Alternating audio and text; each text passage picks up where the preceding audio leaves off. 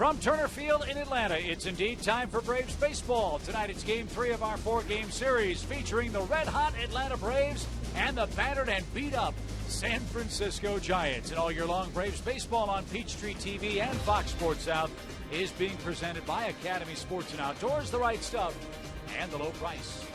Hi again, friends. Chip and Joe back at the ballpark. Another thrilling last-at-bat victory for the Braves last night, and the San Francisco Giants, the perfect tonic for this Braves ball club right now. They're not swinging the bats very well right now, Chip, especially with runners in scoring position, but they haven't had many opportunities either.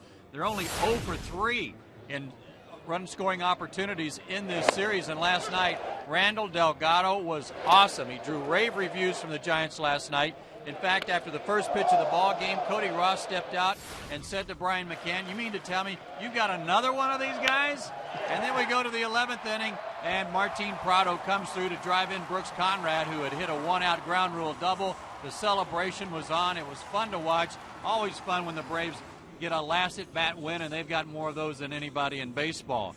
But against these Giants, maybe a little revenge for losing in the division series last year, but even dating back to last year in regular season, the Braves have won the last 7 games between these two teams, and they're really out-hitting them. Now, the pitching has been very good, of course, but the Braves are just flat out hitting the Giants, and right now the Braves offense on a real roll. And the Braves pitching staff gets a big bump tonight. Jair Jurgens will take the ball off the disabled list for Atlanta in Game 3. We'll break down JJ's run in 2011 when we come back to Turner Field in Atlanta after this.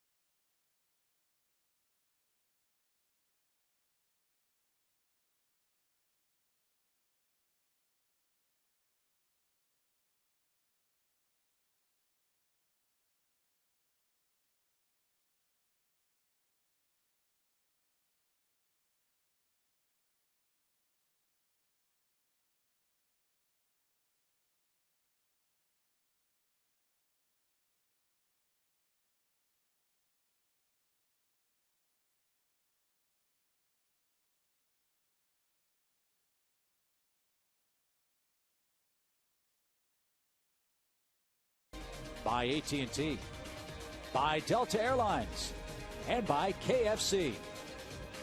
Great pitching's been on display this entire series between the Braves and the Giants. Good crowd expected here at Turner Field for Game 3 tonight. And the Braves offense getting healthier with the return of Brian McCann and Chipper Jones. Now partner the Braves starting rotation getting back to its opening day form. You got Jair Jurgens back for Game 3. Tell you what, Chip, this is a tough league.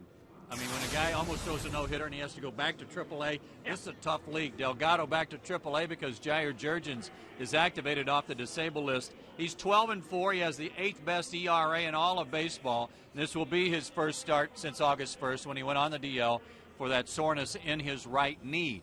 He has not won a game since July 6th, and that's about the time that his knee started bothering him. And since the All-Star break, he doesn't have a win. But he's got some no decisions mixed in there where he gave the team a chance to win. Tonight we'll check him out. He says he's ready to go. And he'll be facing Matt Cain, a man who's been pitching in tough luck all year for the San Francisco Giants, and he is a tough customer going in Game 3 for San Francisco. Beautiful night for a ball game. Let's see if the Braves can continue their winning ways over the defending world champions. Lineups, first pitch from the TED coming up after this.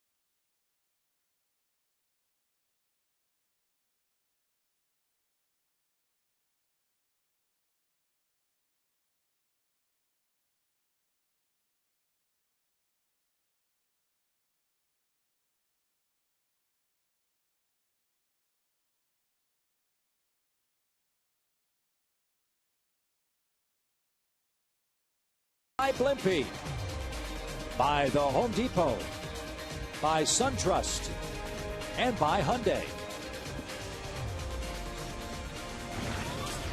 Crowd arriving late here at Turner Field, getting us set for the start of tonight's ball game. A lovely night for baseball. Braves have run the table so far against the defending world champion Giants. And 2 heart-stopping wins for the Braves in their last at-bat to start this series. And Jair Jurgens and Atlanta takes the field for Game 3. And this is the Giants lineup they'll face. It's presented by Bruce Bochy and by Suzuki. Giants really struggling to score runs. Cody Ross hit a homer last night to account for all of San Francisco's offense. He's back in that leadoff spot. Nate Schierholtz has had good luck against Jair Jurgens. He's got a bad foot, but gets the start in right tonight. And they will go against Jair Jurgens, who makes his 21st start of the year. He's 12-4 with a 2.63 ERA. And you see in his 4 second-half starts, there's 3 no decisions in there, but the Braves won all 3 of those no decisions. And that's about the time his knee started bothering him, and it is his right knee, his push-off knee. Tonight we watched him pretty close warming up out in the bullpen, and he was, I would say, very deliberate warming up. Took him a while, but I asked him before the ballgame if he'd been able to do his usual routine of a couple of bullpen side sessions in between what would be in between starts, and he said yes, and he feels good. So I know the Braves are anxious to get him back and get him out there and try to get his 13th win for him. Here's how the Braves line up behind him tonight. Prado, Bourne, and Constanza from left to right in the outfield. Chipper back in at third base with Freddie Freeman at first. Lugo and Dan Ugla. Just a night off for Alex Gonzalez. And Brian McCann back behind the plate. The umpiring crew's had a good series so far. Paul Schreiber calls balls and strikes tonight. Paul Noward at first. Joe West at second. And Sam Holbrook is the umpire at third. I would say, Chip, that one thing we will try to pay attention to right away is something that had been really the hallmark of Jair in the first half of the year when he was so good, and that was his command. He was hitting spots with his fastball really sharp, and I don't know that we can expect him to be that sharp tonight on his return from the DL, but we'll keep an eye on his control right away. Well, with all due respect to the Giants, if you are coming back from injury, this is an offense I don't think you mind facing. San Francisco's really had trouble scoring runs. Scored 1 in 11 last night. Jurgens would love similar work tonight. First pitch moves Cody Ross off the plate. 90 degrees at the ballpark. Breeze blowing across the diamond.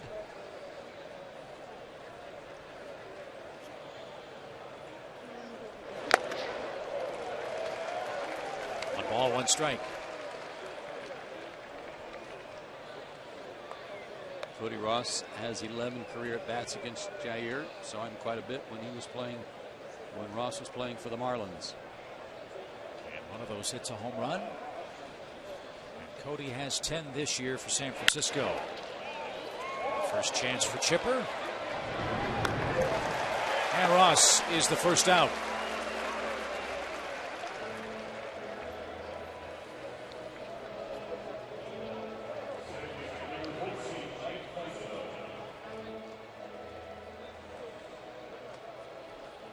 Second baseman Mike Fontenot will stand in.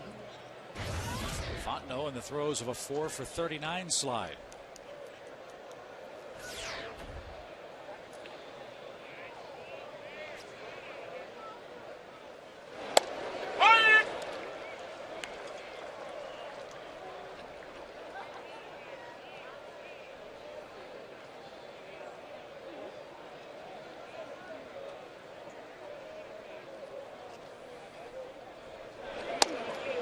Got some pop for a little guy the other way. He's already hit an opposite field home run in this series against Tim Hudson, and then last night back Constanza up onto the warning track and straightaway left in the 11th inning.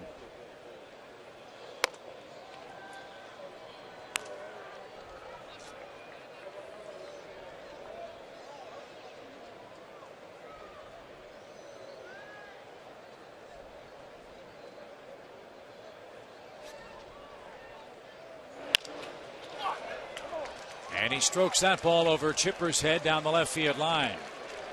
And Mike Fontenot doubles with 1 out. His 11th double of the season. Wasn't even a strike. That was over in the right-handed batter's box, but he just got his bat in the way of the pitch.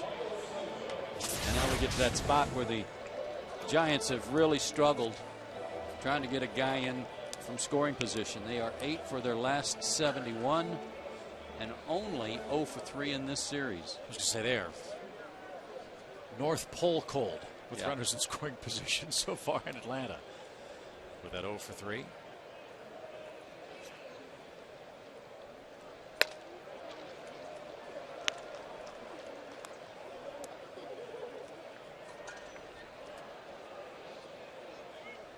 Sandoval getting another start at third base for the Giants. Finished the game over there last night. Started at first with a sore foot. And that ball hit hard to left. Tailing away from Martin. He can't get there. Fontenot will score, and the Giants have drawn first blood in the first inning. Back-to-back doubles with 1 out. Makes it a 1-0 game.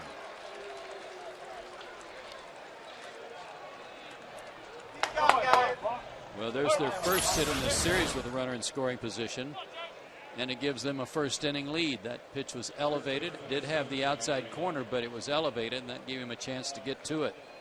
45 RBIs for Kung Fu Panda.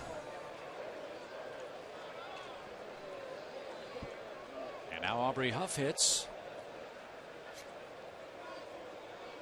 Off the Giants cleanup man, and he was right on that pitch and fouled it back.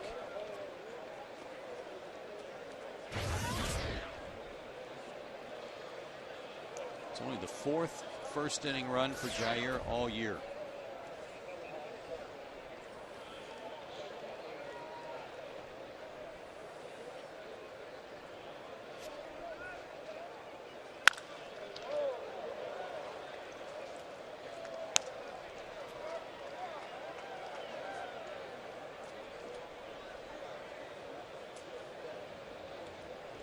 Again, has not been out there since August 1st. And sometimes even with your secondary pitch, which his best second pitch is his changeup. A lot of times the release point on that's hard to get a feel for early on.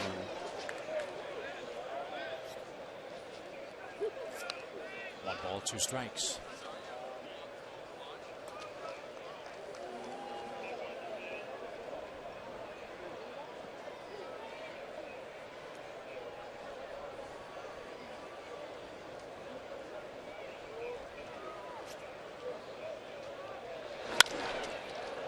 High fly toward Prado and left. Huff's retired. Here's Nate Schierholtz. This one early run, even if that's all they get this inning, is like opening the floodgates for Matt Cain compared to what he usually gets. Unbelievable numbers that we'll tell you about with Cain when he goes to the mound in the bottom of this first inning. But don't give him too many. One's enough. Here's Schierholtz. 3 for 11 against Jurgens. 2 of those hits homers.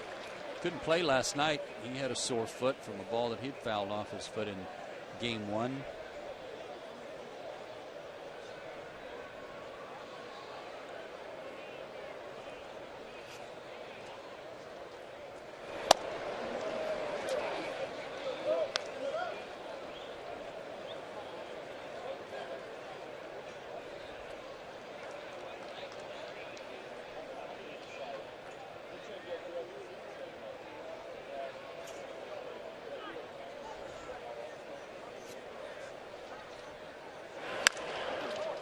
Popped up. And Jurgens makes the play. Brian McCann shouting out the instructions. And the Giants settle for a run on 2 first inning hits. Matt Cain to the mound with an early lead in Atlanta.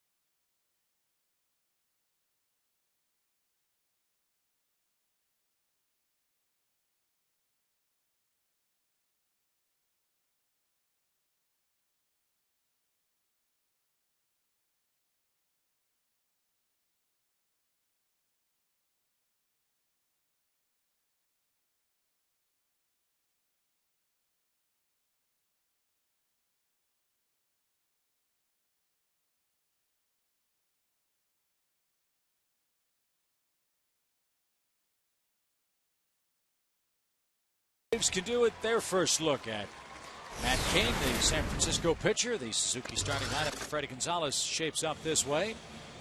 Julio Lugo batting in the 8th spot ahead of, or I should say behind, Jose Constanza, the Braves right fielder. Bourne, Prado, and McCann hope to get things going early against a tough customer for the Giants. That's Matt Cain out of Dothan, Alabama. 9-9 on the year, but an outstanding ERA of 3. But check this out against the National League East. A 3-4 record, but a 1.88 ERA and a 2.07 average against him. Those are tremendous numbers to have such a lousy record, but it's all because he doesn't get any runs to work with. You made that point a moment ago. 2 total runs in his last 3 starts. Of support for Kane while he's been in the game.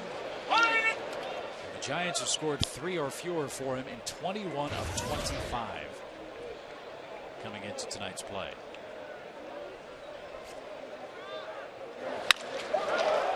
And Bourne with a rocket up the middle leads off the game for Atlanta. Michael Bourne might be inspired tonight. A guest of the Braves and here signing some autographs before the game, but taking a trip through the dugout before the game was Hall of Famer Lou Brock, which was not just a thrill for me to see Lou, but for these young players too, especially a guy who plays a lot like Lou Brock and Michael Bourne. So let's see if Michael, like Lou, thinks about 11 strides and a slide. Steals second base.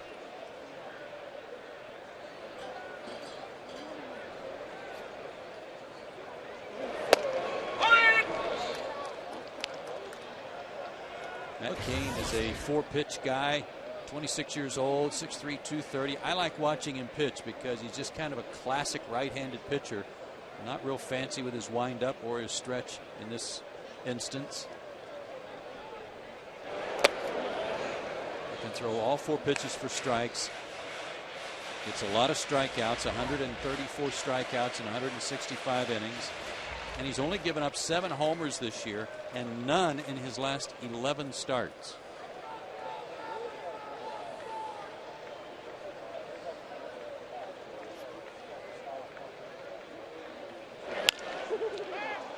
That's popped up to short. Orlando Cabrera drifts back. And Martin pops out. 1 on, 1 out. Braves catcher Brian McCann bats for the first time.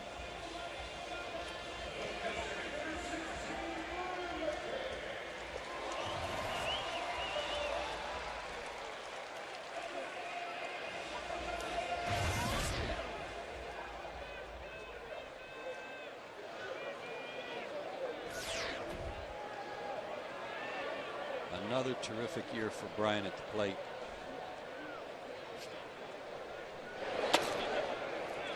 Among National League catchers, McCann leads in homers, average, and hits.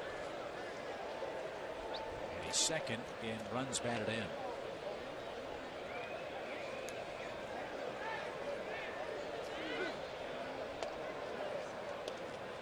And he missed a couple of weeks. Yeah.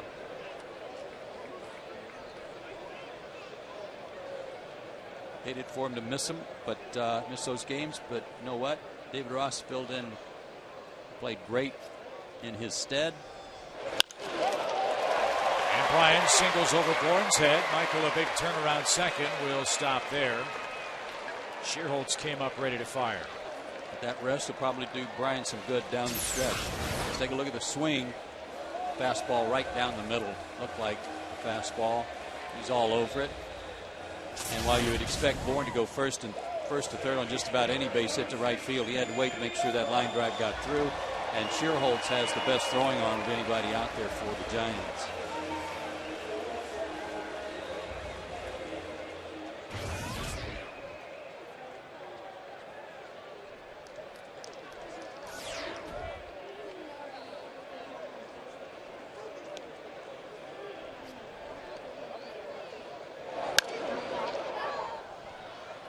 Back by Ugla, strike 1. Remember last night I told you about Ugla and Gonzalez putting on a show in batting practice?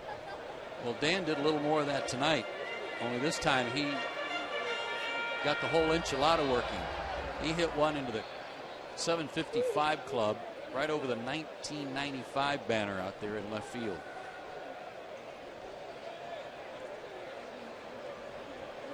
I don't care if it's batting practice or not. That's a long way. Slow roller. Sandoval missed the tag. Throws late to first, and everybody's safe.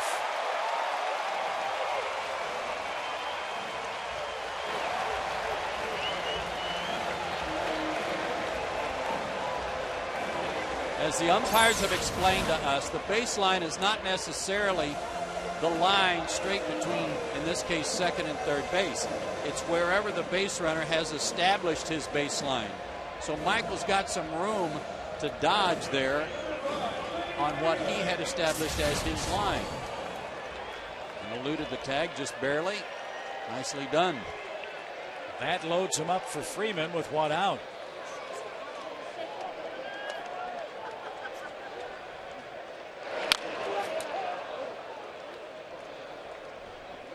Freddie Freeman's first base hit of the year with the bases loaded was a doozy.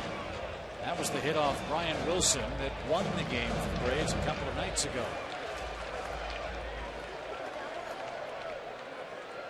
2 in a row wouldn't hurt.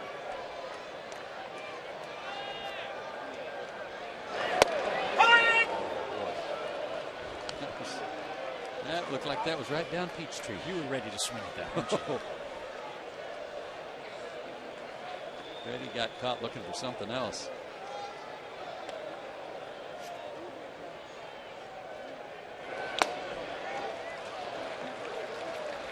And he showed us in that matchup with Wilson the other night. Didn't bother him getting down to 2 strikes, did it? No. And it really doesn't any at bat.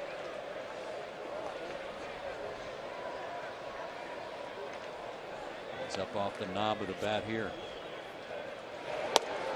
Oof. It had the plate.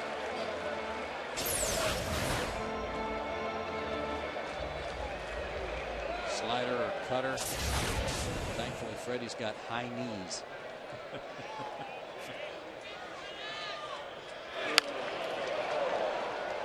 Kane's last start. Oh, nice play right on the rail.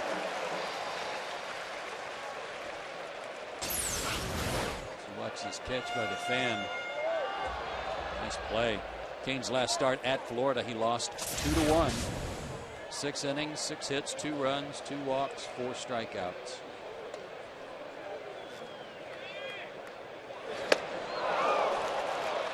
Freeman down on strikes. And it's up to Chipper here in the first with 2 out.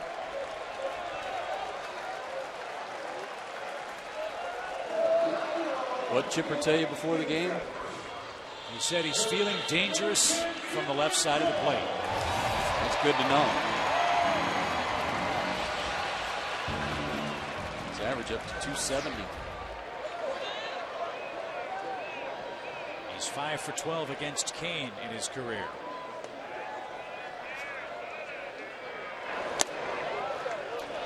This is the spot all year long, no matter what Chipper's average has been, where he's done most of his damage. His batting average with runners in scoring position has been terrific, and even with 2 out.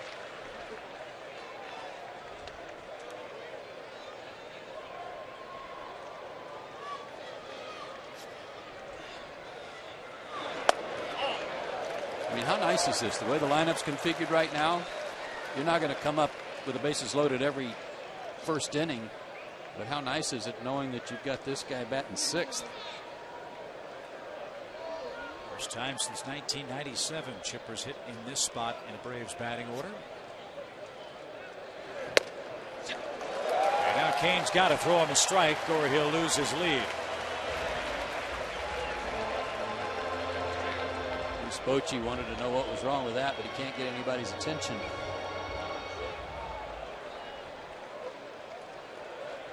Former catcher.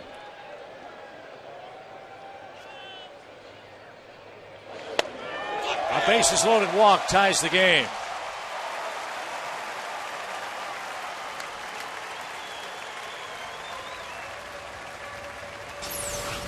I don't know that Bruce is upset about this one because it's pretty obvious that it wasn't even close. The pitch before he thought might have had the plate.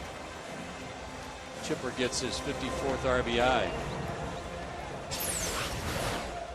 Here's the pitch he complained about the most, and it was off the plate too. So Constanza bats, 1-1 game, bases loaded, 2 outs. And Eli Whiteside, the Giants catcher, out for a chat. Odd inning, 2 singles, a fielder's choice, an error on Sandoval, trying to apply the tag to Bourne. Freeman struck out, then Chipper walks on 4 pitches to score Michael Bourne and tie the game at 1.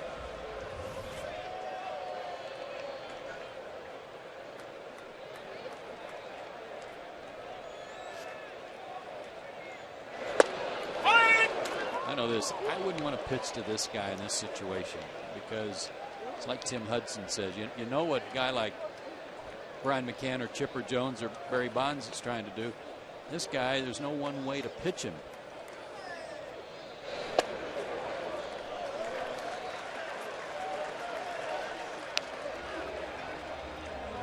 Yeah, anytime he makes contact, you're in danger as a defense. And at 5'8", it's not exactly a giant strike zone to throw to when, like Kane is in this first inning, you don't have much command.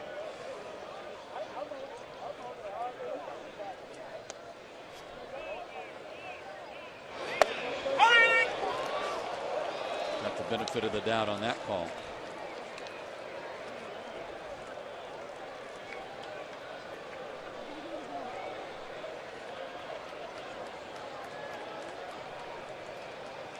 Everything's been middle of the plate away, though. See if they stay out there. They did. And it's line to left. And Brandon Belt tracks it down, and that retires the side. Braves score a run on a bases loaded walk to Chipper Jones, and we head to the second.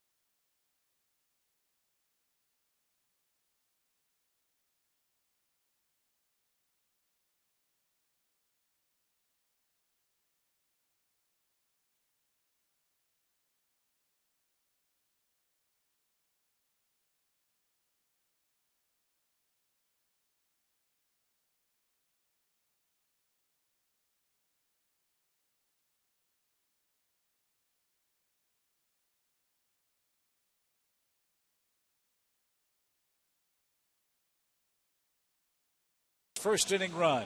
And now we head to the top of the second inning and to our Home Depot know-how question of the game. Comes from Johnny O'Donnell in Chattanooga, Tennessee, who wants to know, how will we know if Jair Jurgen's knee is healed? Well, I'm not sure if we'll know if it's healed or not, Johnny, but one indication that he's feeling better and that it's not giving him any discomfort is what we talked about in the first inning, his location, if he's able to hit his spots. And then the other thing would be his velocity. He did hit 91 in the first inning, but most of his fastballs were in the 89 range. And before the DL stint, he was having a hard time getting over 90 miles an hour. It is his push-off leg, and hard to throw hard if you can't push off and drive with that back leg. First pitch to Orlando Cabrera was 88 miles an hour.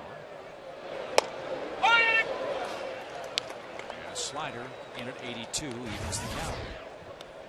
Yeah, just keep a look up there in the Fox box to give you the speed of every pitch. Track that yourself. See what you think. First chance for Lugo at short. And one out. Now, there was some concern for Jurgens, and maybe it's not concern, but wonderment perhaps. It's a guy that was throwing the ball 92, 93 consistently last year as a Brave starter. This year it's been 90, 91, like you said, but with exceptional movement. Mm-hmm.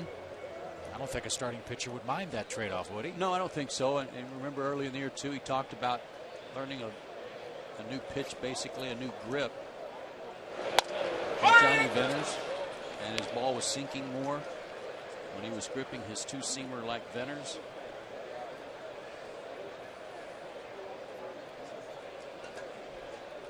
He jumps ahead of Brandon Belt. And now another 1-ball, 1-strike count.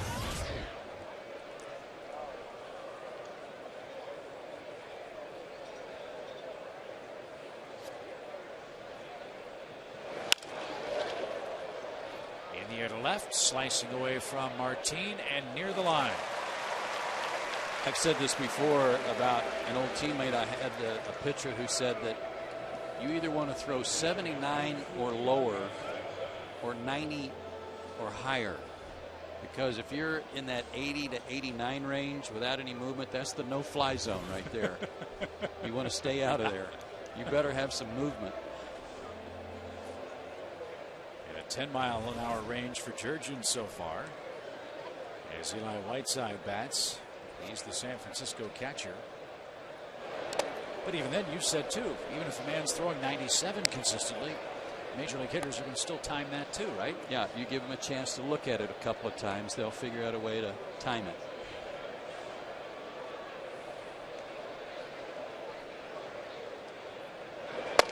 I mean, as much as Cody Ross bragged on Delgado last night after the first pitch, he was 0 for 2, but he hit one about 9 miles on a 95-mile-an-hour fastball from Delgado in the 7th. Whiteside to center. And a perfect inning for Jurgens sends this game to the bottom of the 2nd inning.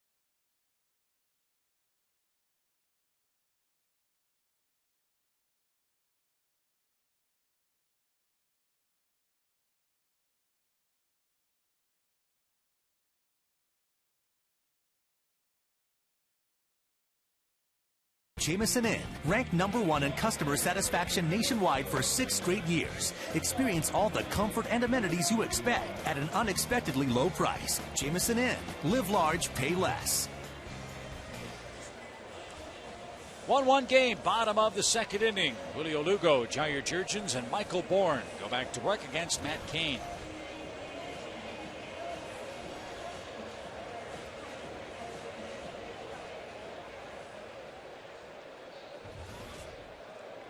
Alex Gonzalez is just fine, getting a night off, though.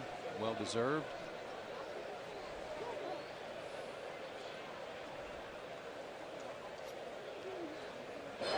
Also a chance to ice down his arm after he nailed Prado with the rosin bag last night. That was funny stuff. That was new to me and just cracked me up. Not once, but at least twice.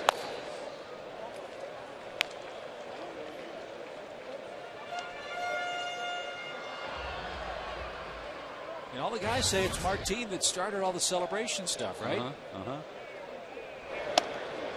Especially the dirt throwing. dirt on the head, the caking of the hair with dirt. That was Martin. He said, I started it. I got to be willing to take it.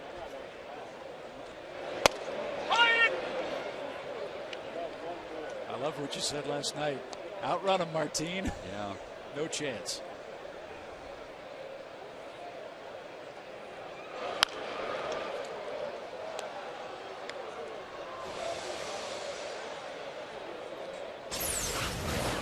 Take a look at Alex. Picks up the rosin bag, smokes it, bang. That was the second one. He'd already gotten it once.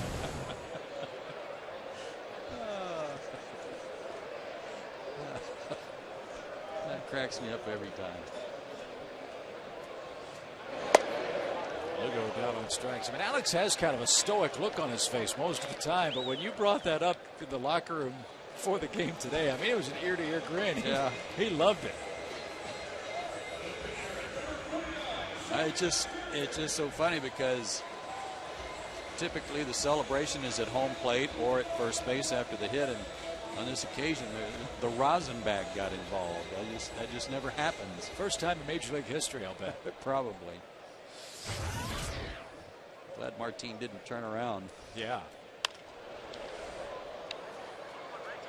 Fouled away by Jurgens. He's 4 for 41 at the plate this year.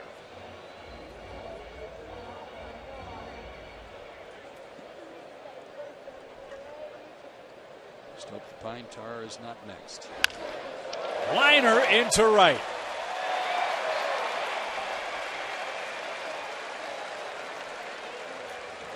That's always a good sign.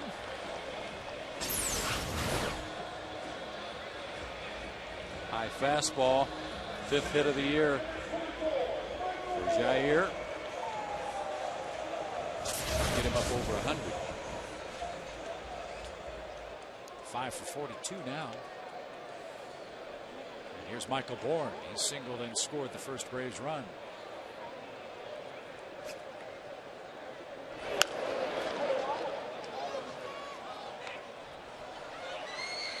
Keep an eye on the Phillies tonight. They're hosting Arizona. And that one's Cliff Lee. Joe Saunders, and the Diamondbacks are winning again tonight. It's 2-1 very early at the Bank Vault. Braves start play tonight. 7.5 games it is behind the Phillies, and 6 ahead in the wild card.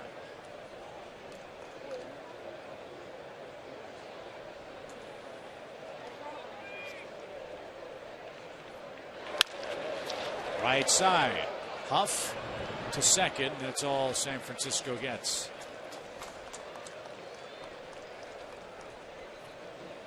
Bourne at first. Now 2 outs on the forced play. It's a good swap. And Martin Prado hits, and he's the subject of our SunTrust solid performance. His last 11 games against this ball club, great numbers. 372 average, 9 walks in those 11 games. And last night, his 6th RBI to win it.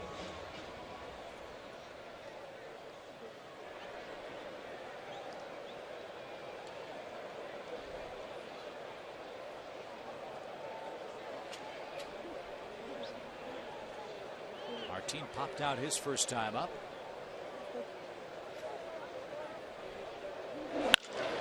And now singles to left.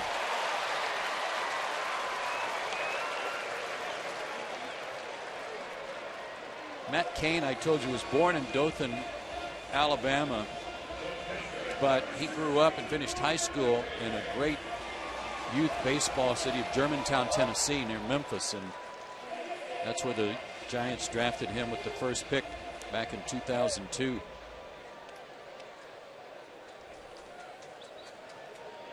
Well, he's been in the stretch pretty much all night tonight.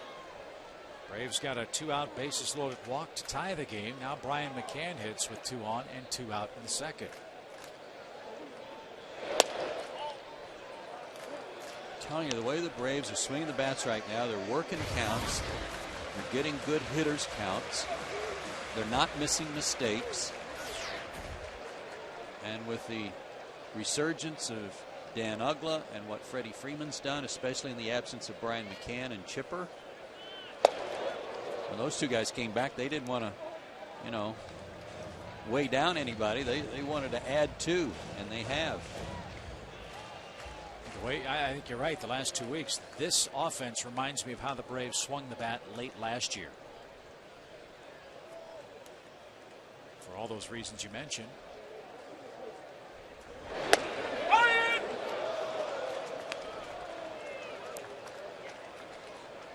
They're 9-3 over their last 12 games, thanks largely to that offense scoring over 5.5 runs per game on average. A lot of long balls too. And an off-speed pitch takes care of Brian McCann and the Braves in the second. Atlanta threatens, fails to add to their 1 run tonight.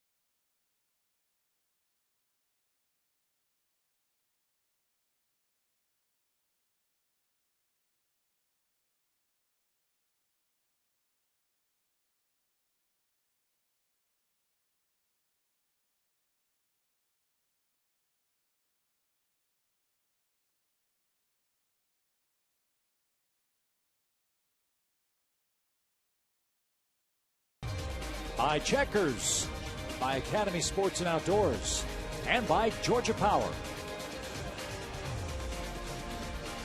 Top of the 3rd inning, and friends, bring your kids to Turner Field this Sunday, August 21st for Brian McCann's Kids Replica Jersey Day. The first 10,000 kids get a Brian McCann replica jersey presented by Coca-Cola. For tickets, visit Braves.com/tickets or by phone at 800-745-3000.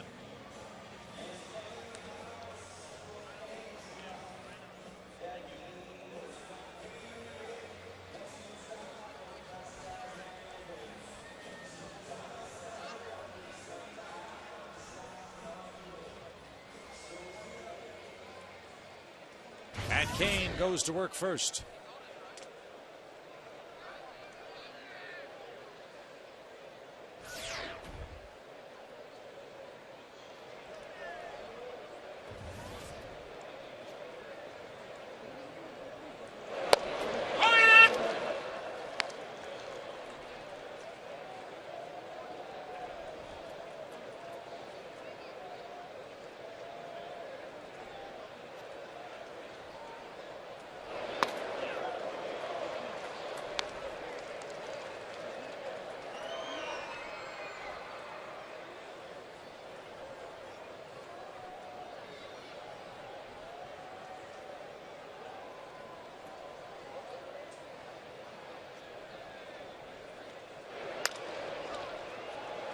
Fly ball, shallow right center. Bourne is there. Well, we have some historical confirmation that was not the first Rosenbach throwing. Really? Yeah, Laser Baker looked it up. And the first recorded incident of getting hit with a Rosenbach was in 1912. Mordecai Three-Finger Brown was hit in the face with a Rosenbach that he was throwing at Jiggs Donahue when the bag accidentally slipped through the hole left by his missing second and third finger, and it hit him in the face, resulting in a bloody nose and white rosin all over Mordecai's face. Really? Yes.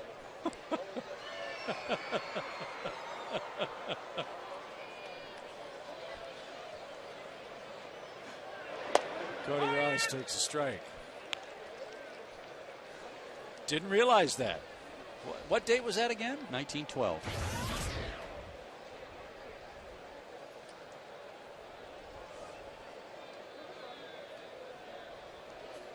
So there was a precedent. Late great Cardinals announcer Jack Buck used to love telling Mordecai Brown stories. With that gravelly voice, Jack used to always say, "You know about Mordecai Brown? Always count on 60%.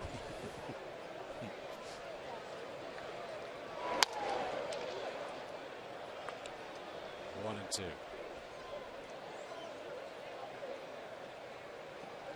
Jurgens is set down 6 in a row.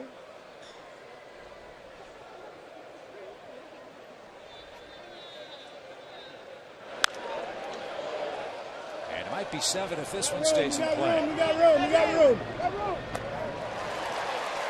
Getting in on some hands too. That would indicate maybe a little bit of movement. Some fastballs running in on the hands of the right-handers, causing some pop-ups.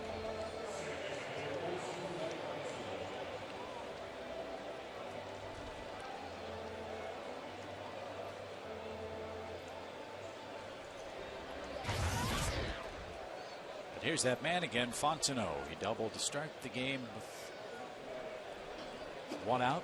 Came home on a Sandoval double as well. And speaking of Pablo, he's our Delta Airlines on deck batter. He's the only guy really tearing it up over the last 18 games. They've lost 13 of those.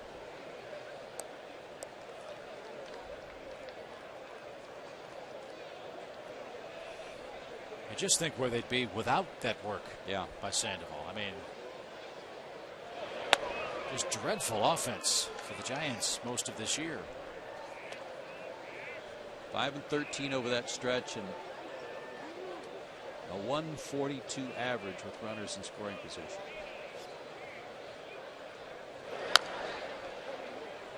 Again, Beltran is hurt. Burrell banged up. Torres. Buster Posey, of course.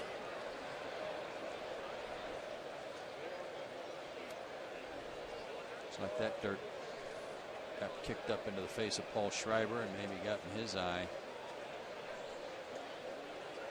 Ryan McCann trying to help him out. And now Jim Lovell will provide some assistance.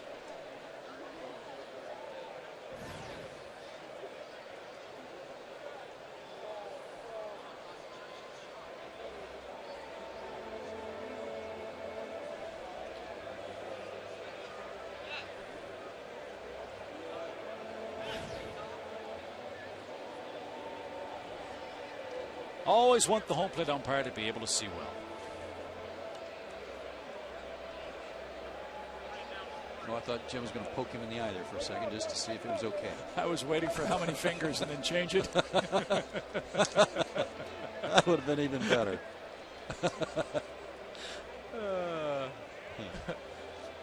It's a little scary when Dave and I are on the same thought wave there. Sorry.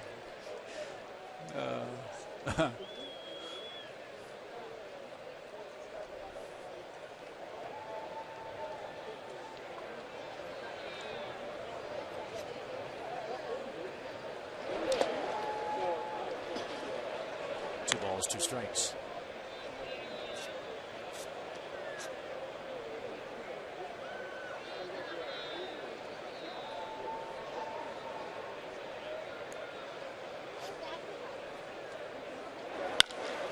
And another hit for Fontenot.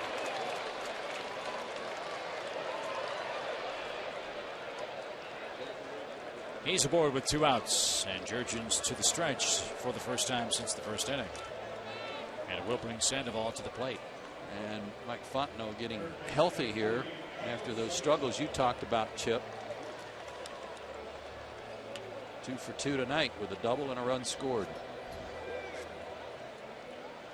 Fontenot played at LSU, and I believe he played with Terrio, didn't he, Brian Terrio? Yeah, he did. And Brian Wilson was on that team. One of those teams that he played for LSU.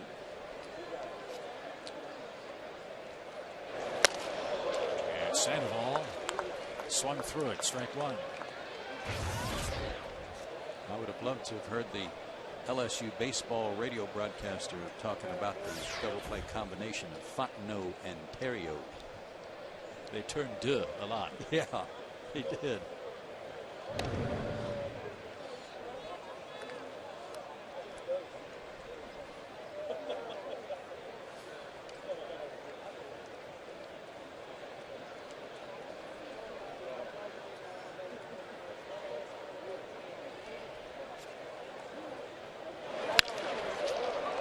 Into right center. Bourne. Excellent jump. And a beautiful running catch. Saved a run. Speed never slumps, folks. And Michael Bourne tracks down this hot shot off the bat of Pablo Sandoval.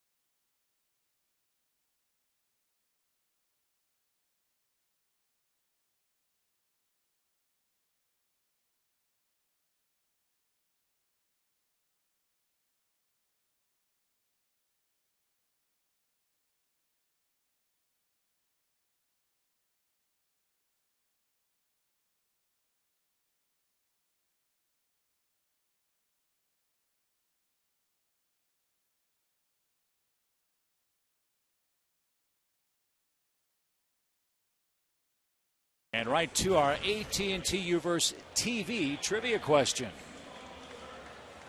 Since 2006, only 2 current National League pitchers have made more starts than Matt Cain. Can you name them? Got to go with Derek Lowe on one of those. Yeah, he's never. And Livan Hernandez. They've neither one been on the DL. Neither is this guy. In his 6 years, he's never been on the DL, and he's only been skipped in the rotation once. That's some durability.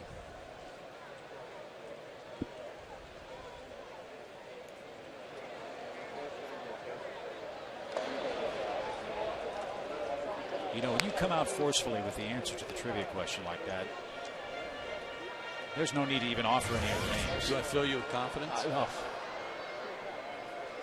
always go to those two guys when there's a durability question. Drilled toward left. And that's off the base of the fence.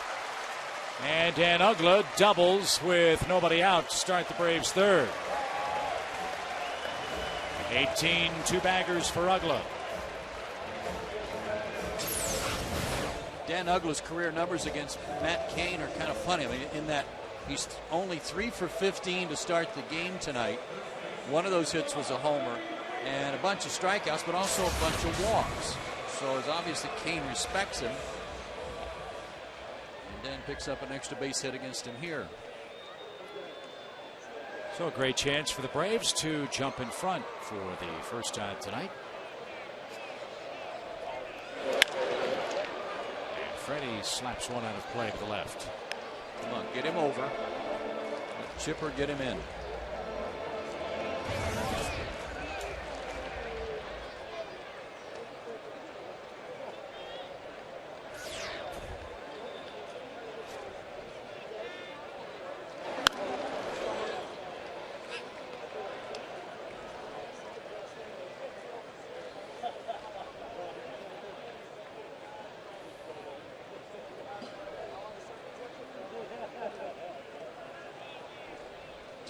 Will pitch here tomorrow night against Mike Minor.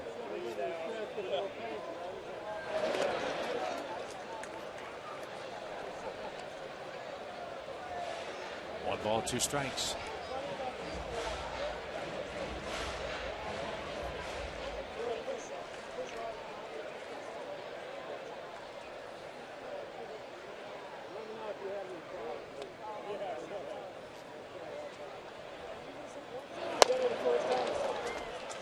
Freeman down on strikes for the second time, and not a productive at bat. Runner at second, one out. Here's Chipper.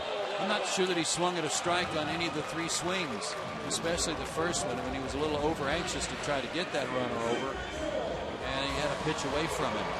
Even in those situations when you've got a job to do, and that's to get him over to third base, you got to still get the right pitch to do it on. And Freddie a little over anxious that at bat. Throw back towards second. And Uggla's going to try for third. The throw off target.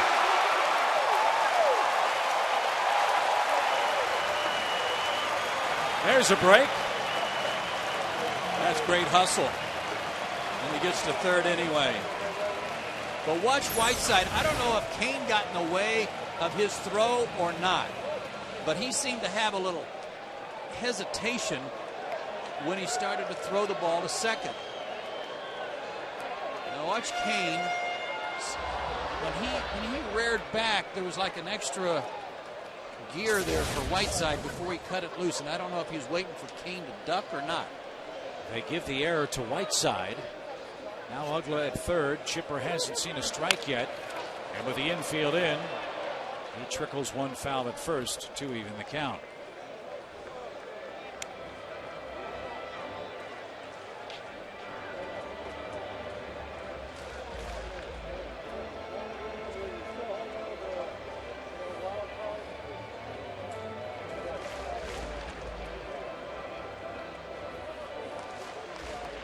Two Giants errors in the game.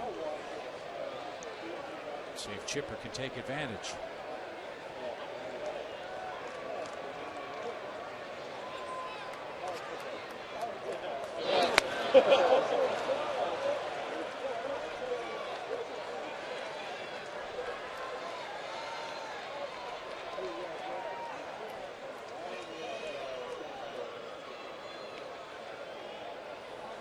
Really got Chipper out front on that one.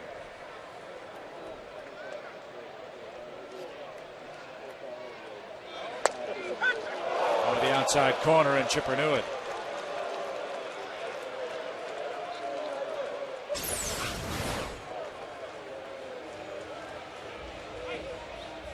When you've made yourself look bad on the pitch before, there's not a whole lot you can argue about on a borderline pitch after.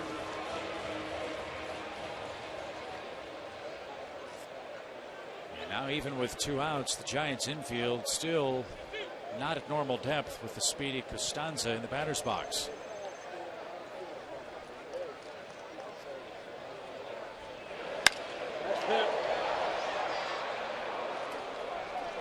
And here's our Sunshine House leaderboard. Leading the National League in hitting for the month of August. How about that? And Dan Uggla third.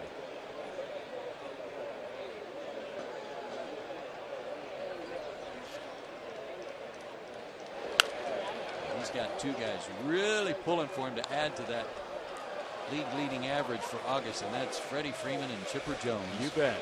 Hoping he can pick them up.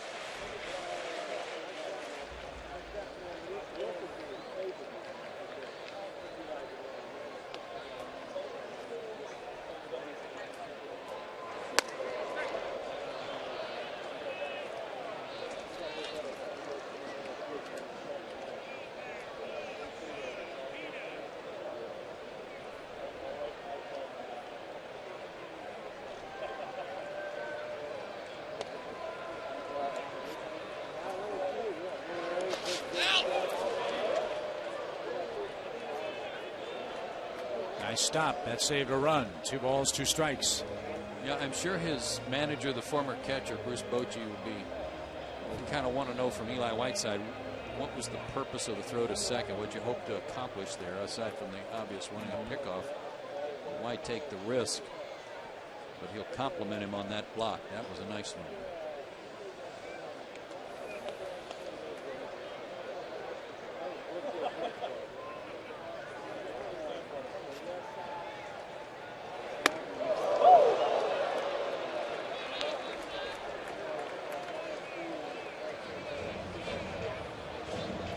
Who goes next? But first, a full count pitch.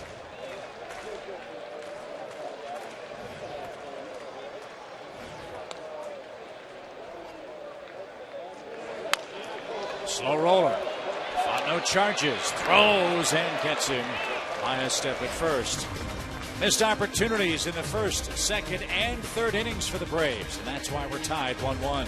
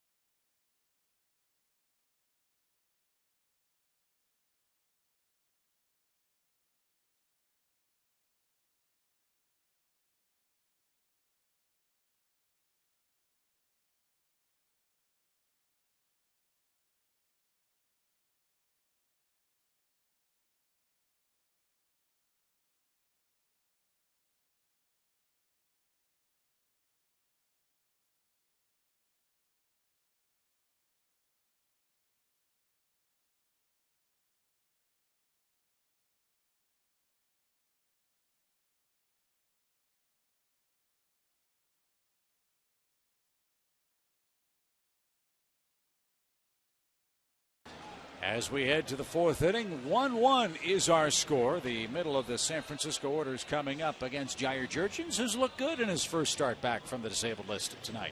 I would say so. He had left a couple of pitches up in the first inning that cost him a run, but a good second and third inning. No strikeouts yet, but he's been around the plate, and the Giants have been hacking away. Yeah, that was our Blimpie game summary. Now Aubrey Huff starts things off.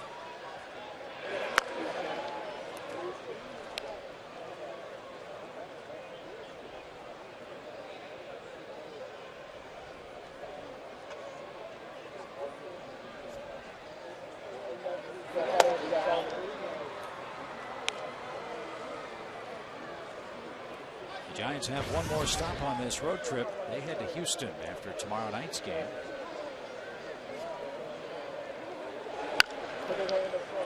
Little flare over third. Drops in for Huff, and he never stopped running out of the box. He'll double to start the inning. I mean, I don't know what that hit that just caused the ball to hover out there, but that was a Ric Flair to left if there's ever been one.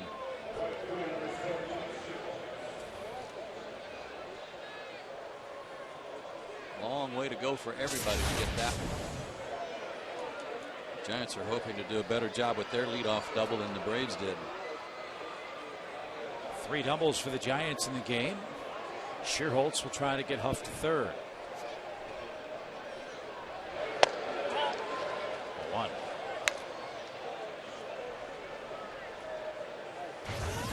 I remember sometimes history repeats itself, even though the Giants are struggling right now. At one point last year, they were 6.5 games off the lead in the West. They ended up winning the World Series last year. Different club, big acquisitions. They were healthy. Not the case for Bruce Bochy's club this year.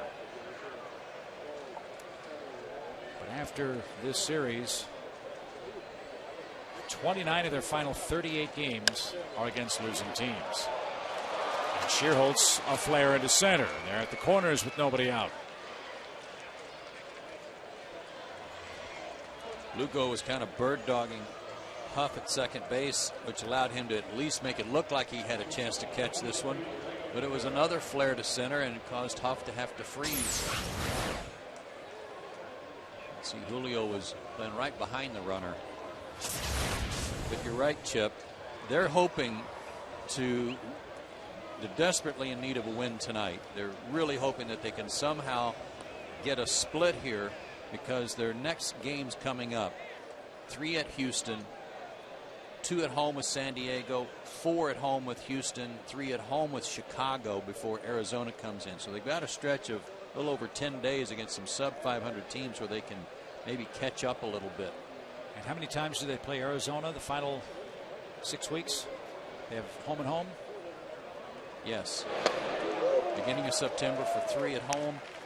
And then the next to last series of the year, that last weekend of the year, at Arizona before finishing it up at home with Colorado. Yeah, so keep it within 6. Certainly they'd like it a lot closer than that.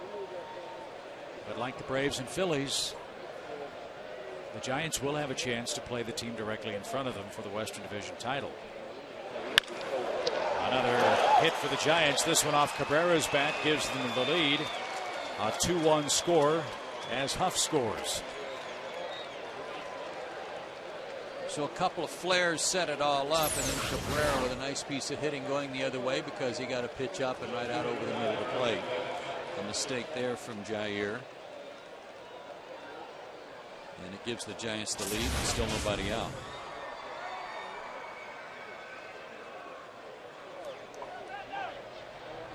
Now Belt's job. Move the runners up 90 feet if you can. One ball, no strikes.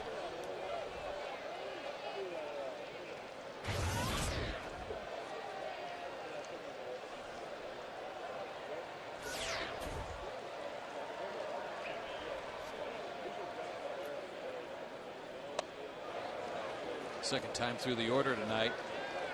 4 of the first 6 have picked up hits. And one of the outs was that line shot to right center that Michael Bourne flagged down off of Sandoval. 5 runners in scoring position opportunities tonight after 3 in the first 2 games of the series for the Giants.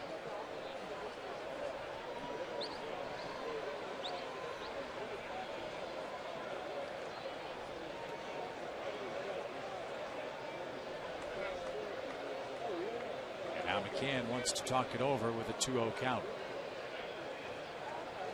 And because there's a runner at second base, he may have been having a hard time getting the signals right to settle on a pitch.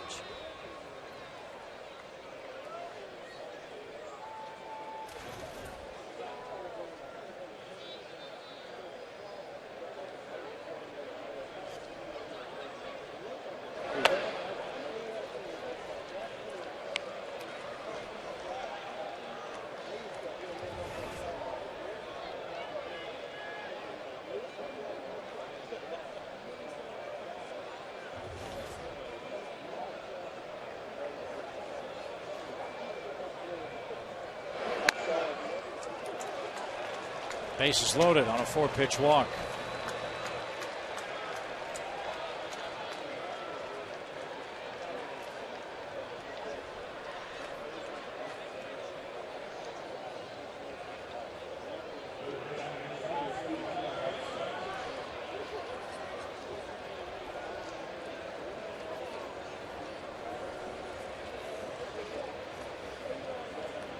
I'm sure part of this is making sure Jair feels okay and his knee's not bothering him.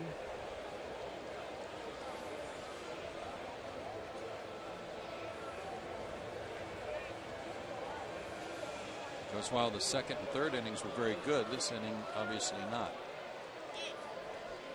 And he needs a ground ball.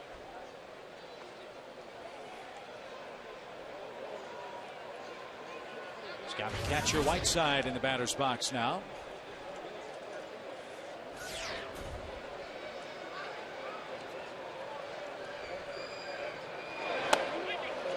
a couple triple plays this week in baseball.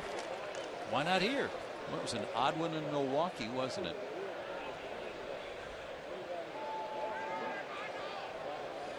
A 6-4-3-2 triple play.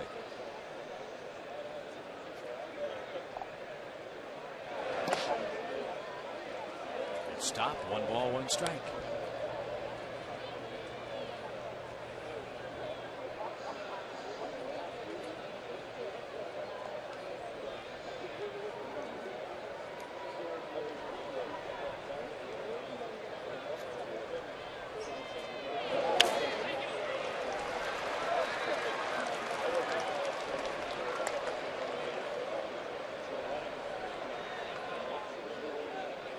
Strikeout be mighty nice too with the pitcher on deck.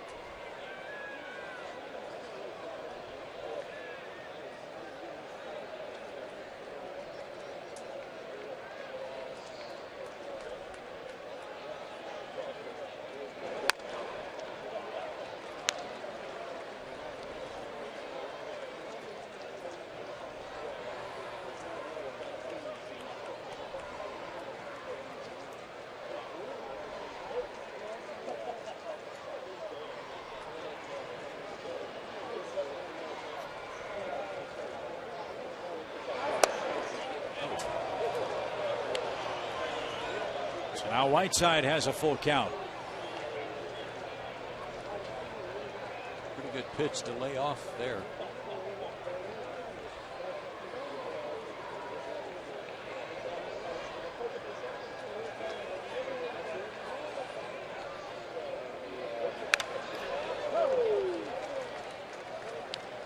And he may have chased ball 4.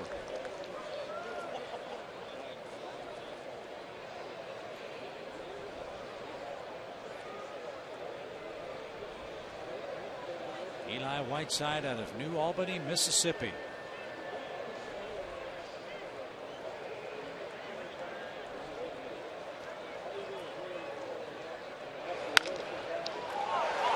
A base hit to left. Shearholtz scores, and that makes it a 3-1 game. 4 hits and a walk in the Giants' 4th. And the base is still loaded with nobody out, and the pitcher, Matt Cain, coming up.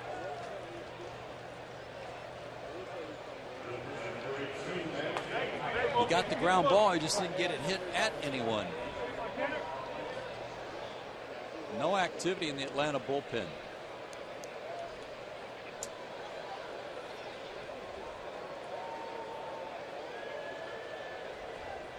Cain popped out his first time. 1.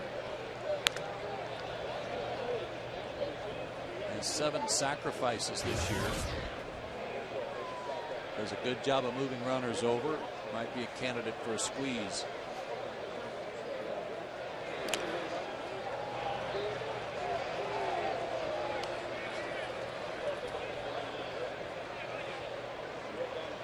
Those 2 bloop hits really seem to have taken some of the starch out of Jurgens this inning. Cabrera line drive, single to right, then Belt walked. Now Whiteside guides one through the left side. Now Matt Cain ahead 2-0. And he puts a charge into one to center. Bourne tracks it down. Cabrera is going to score on a sacrifice fly to center.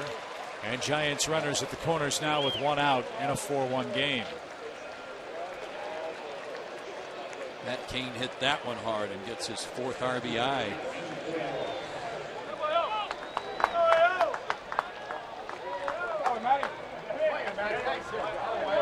Christian Martinez just now beginning to loosen up for Atlanta. And Matt Cain, Tim Hudson-like, in that you give this guy 3 or more runs of support, he's awfully tough to beat. And Cody Ross drives one toward left.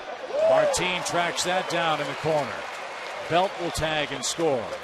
Giants continue to add on. It's a 5-1 game.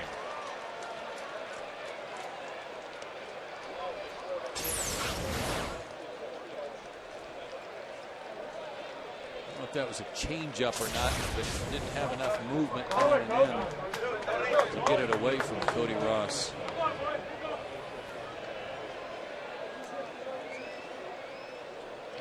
A 4-run fourth.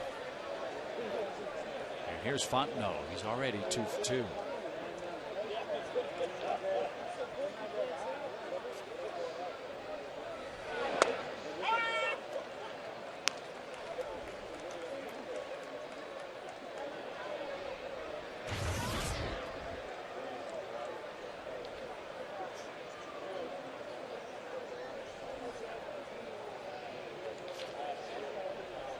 Runner goes. Pitch a ball. Throw to second. In time. The Giants try to steal a base with Eli Whiteside, and he's thrown out. But San Francisco scores 4, and Matt Cain leads 5-1.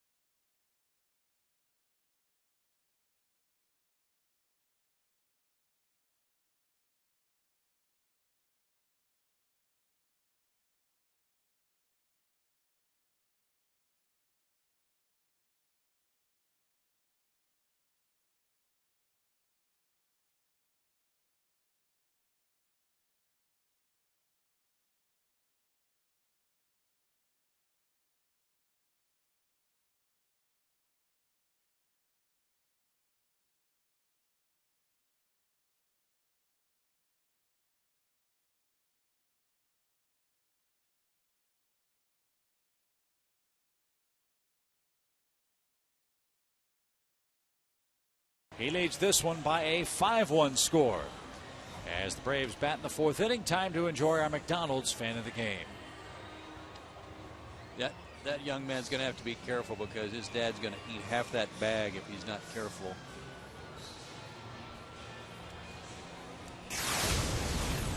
How about this, Chip? If you're hurt, rub a little dirt on it. Well, put the landing gear down. Ugh. Face first into the dirt. Eli Whiteside. Schneikes. That was a 3-point landing. He was getting some attention in the dugout. Wiping the dirt and the blood off of him before he went back out. Bet that mask feels real good right about now. Ugh.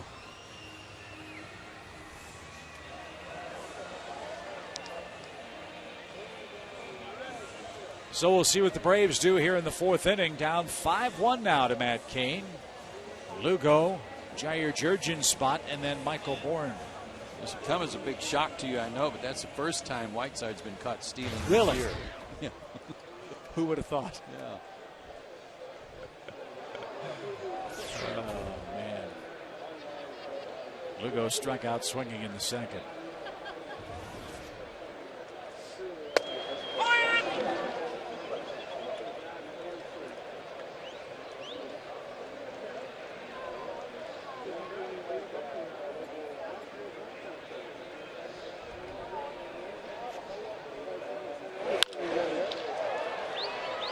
A fly ball toward Ross, and Cody's under it.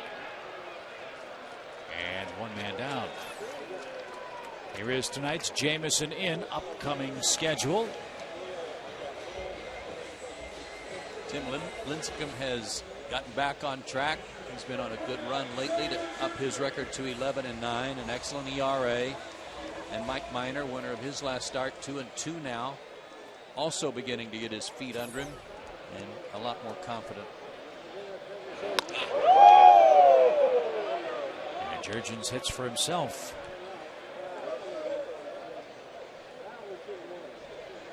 Jair has one of the Braves' 5 hits, but Atlanta has left 6 men on base.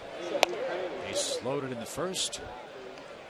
Runners first and second in the second. Got a leadoff double from Dan Uggla in the third and couldn't bring him around.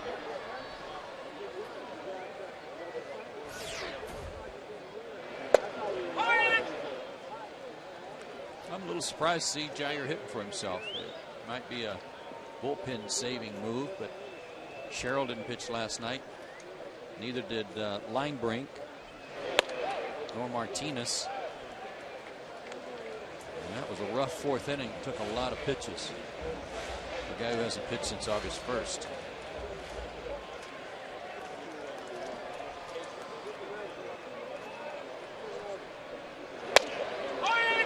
5 pitches in all for his 4th.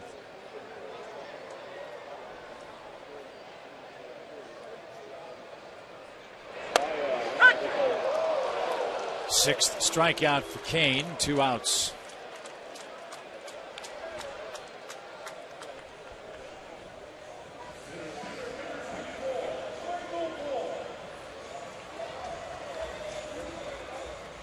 Guy has a losing record pitching in the major leagues for the Giants.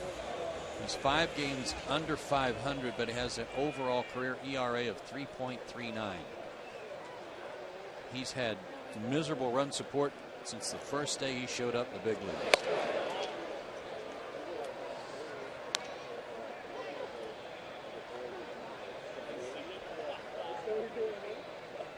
And because he hasn't been a big winner, that's why folks probably haven't heard more about this guy.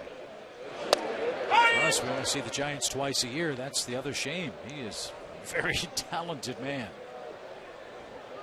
3 of the top 5 in the league play for the Giants in lowest support. And the guy who pitched game 1 of this series, Bumgarner, the lowest.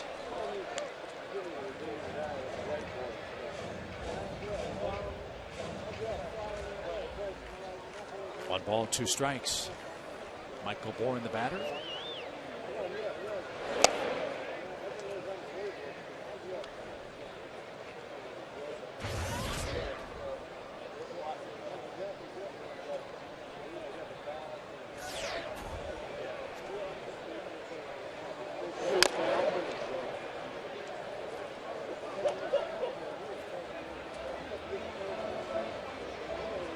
Braves offense has been good.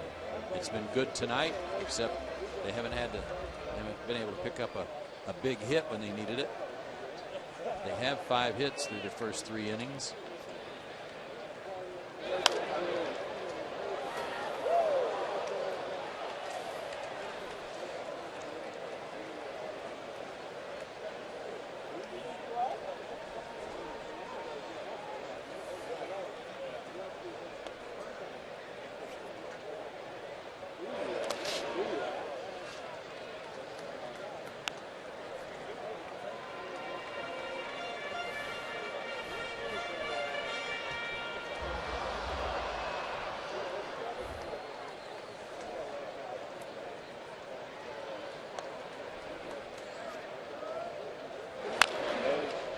Battle with Michael Bourne here. Still a full count.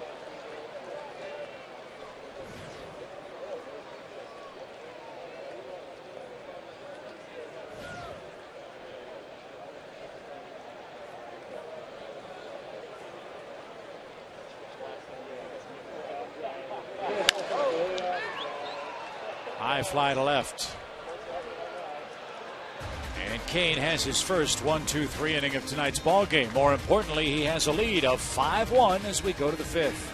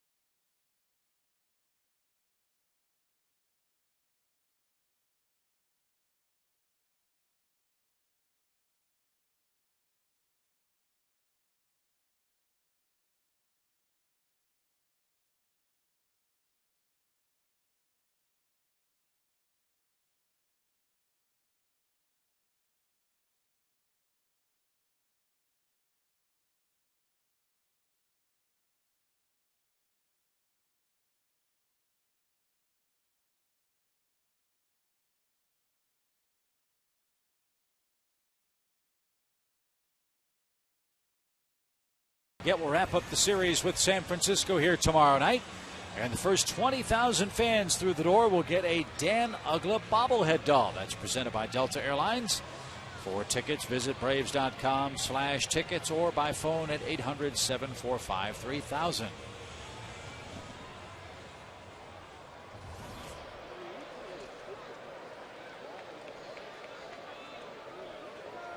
He'll be wearing his gray road pants and that blue road jersey.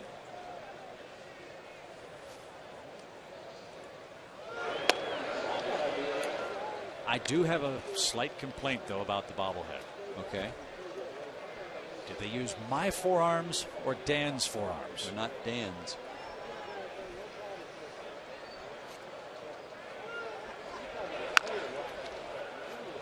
A slow roller retires Mike Fontenot. He was in the batter's box when Whiteside was thrown out trying to steal. They could have pulled out the old Popeye bobblehead. Yeah. And just put Dan's head and helmet on it. I think they would have had it right. But that's a very good likeness for Dan's face and his stance and everything else concerned. But he is definitely Popeye.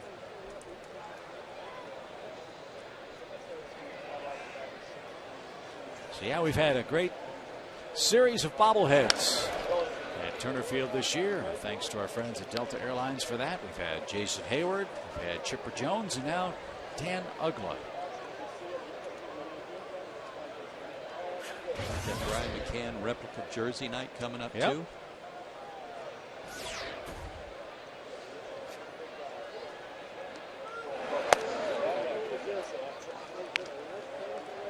And best of all, playoff caliber clubs in town to face the Braves during this homestand.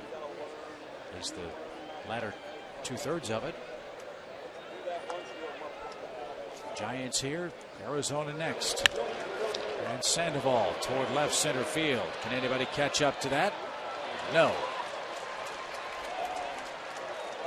2 doubles for Sandoval. You're getting a taste of that stretch he's been in over the last 18 games because he has stung the ball 3 times tonight, and that was a backdoor slider that he was fooled on and had to reach for, and he almost hit it out of the yard. Remember the catch Bourne made in deep right center was Sandoval too.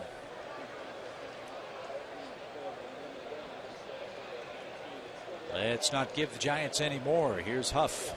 Huff has doubled and scored tonight.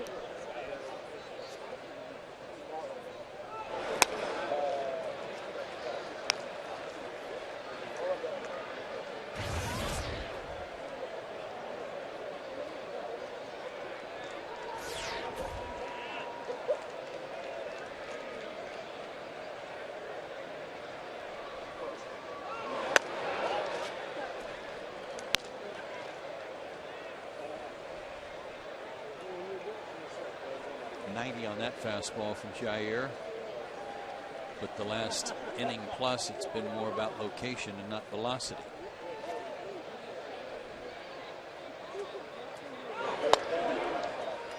And that was one of your keys or questions about how he would fare in this first start back. 72 pitches for him here in the 5th.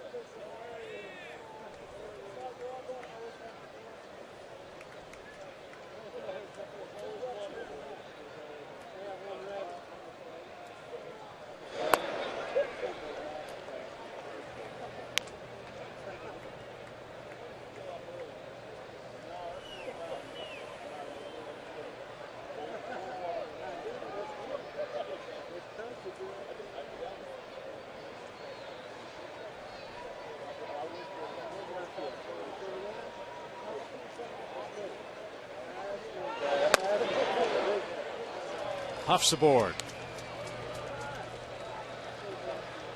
And we get the bullpen going again.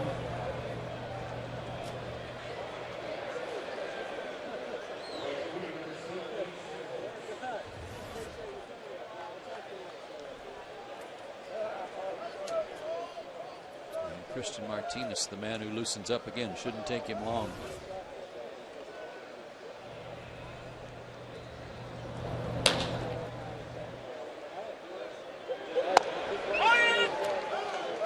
There's a strike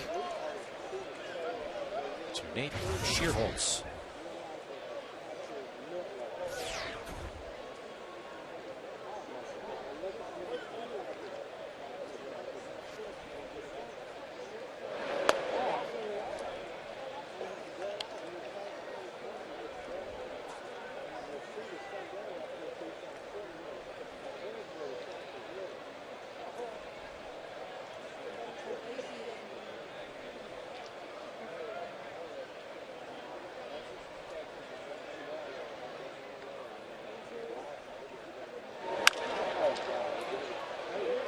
Down the left field line.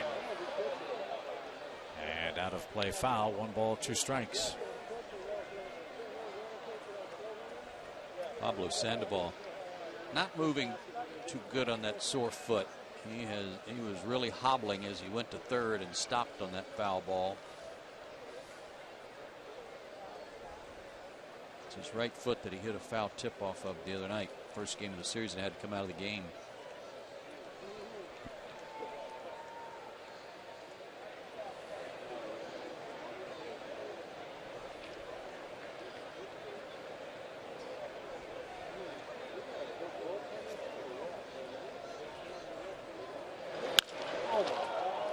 Fly to right. 2 outs. Sandoval moves to third. Shearholtz just missed.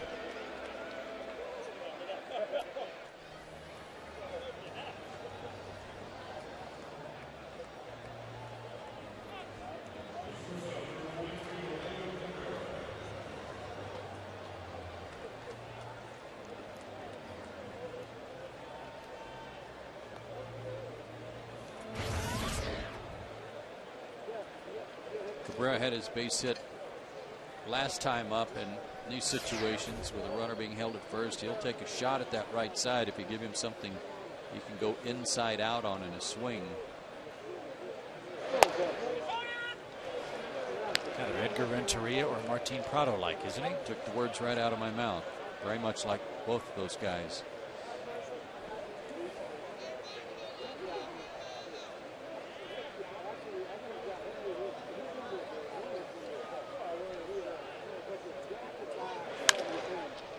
Took a shot at right, but hit it in the air.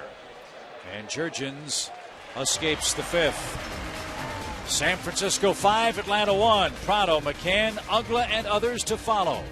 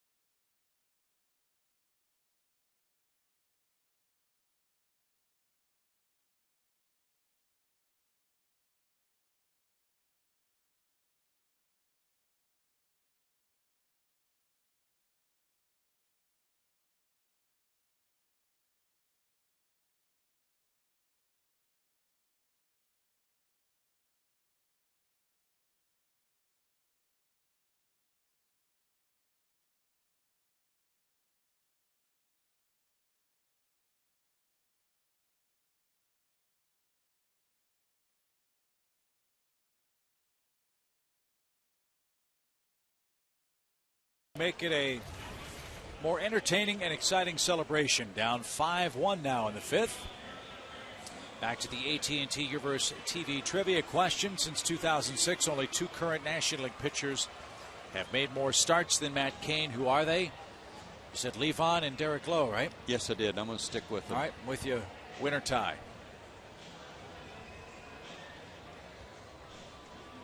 Get half credit. Bronson Arroyo. Levon, I'm told, is 4th on that list. So he had it surrounded. Here's Prado. It's one of those questions you could ask it 10 times, we never get it. Yeah, I would have gotten Bronson. I think he had.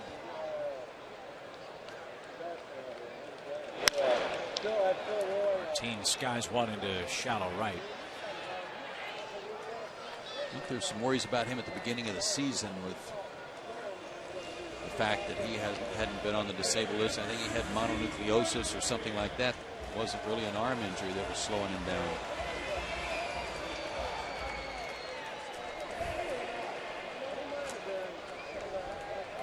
And to make all those starts pitching in that ballpark in Cincinnati, real impressive. Here's Bryant. Got to know how to pitch.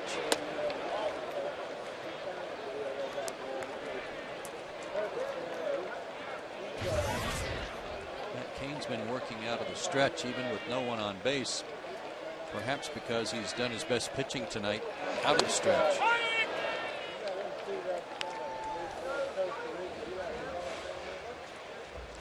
He's retired 7 straight.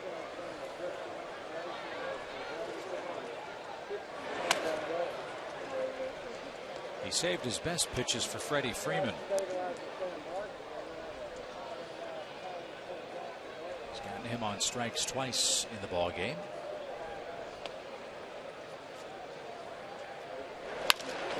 Now Bryant drives one toward left. Belt going back though. And a step or two onto the warning track, hauls it in for the second out. Okay, he's looked pretty good out there. For a guy that's primarily a first baseman, he's had a lot of chances in left and in right field in this series and looked pretty good. Not like a baby giraffe that we have been led to believe.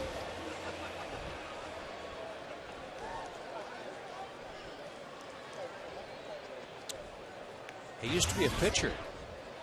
Belt became a full-time position player while at Texas.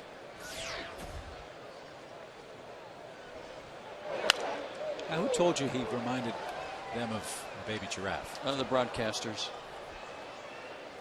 It's kind of their call. Yeah.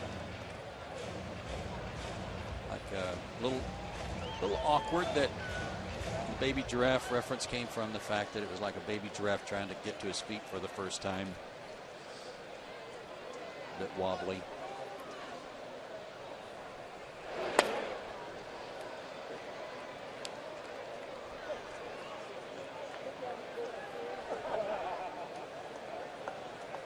Dwayne Kuiper and Mike Krukow, TV broadcaster for the Giants, they're up on their animal husbandry too.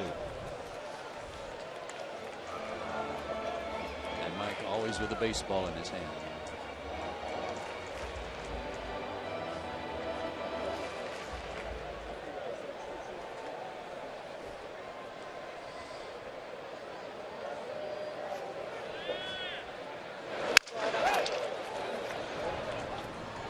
Short. Cabrera retires Ugla. 9 up, 9 down. Matt Cain settling in. He's through 5 with a 5-1 lead.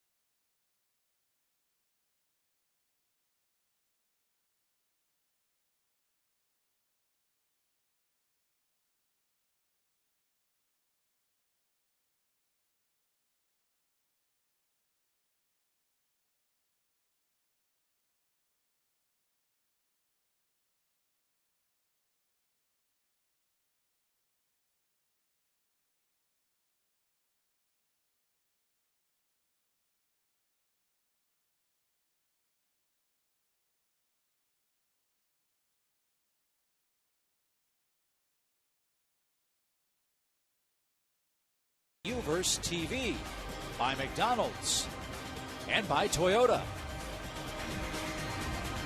With the Oracle, Joe Simpson, Chip Carey at the ballpark. Matt Cain's twisted the Braves' bats into knots tonight. Only one run through 5 innings of work. Atlanta had several early inning scoring chances, but could only manage one against this very talented young right-handed pitcher.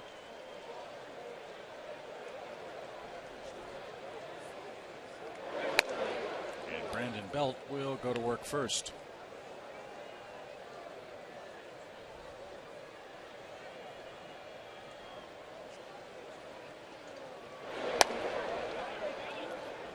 Braves made a transaction today that we found out right before first pitch.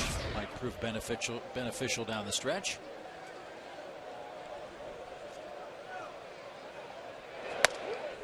When Logan Morrison was sent down to AAA by the Florida Marlins, lost in that transaction was that they released Wes Helms. Well, that's who the Braves signed.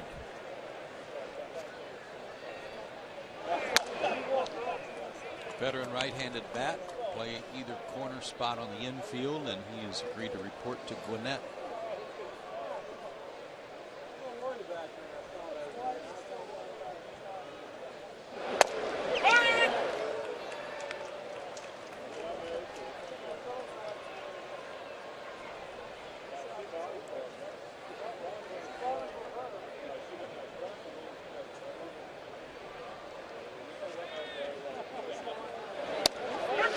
Inside corner. Belt can't believe that call. One of the better pitches for Jurgens tonight. His first strikeout in this, a couple of times in this series already where they have gone in there to get Belt, and I'm not sure he likes it in there. I don't know that he really can react quick enough to that pitch inside, especially a two-seam where he gives up on it. That's twice they've rung him up in there. Seems odd, too. Isn't that normally where left-hand hitters like the ball down and in? Down and in, yes. That one was up a little bit, you know, close to Belt high to tie him up. Brian McCann has figured that out and trying to exploit it.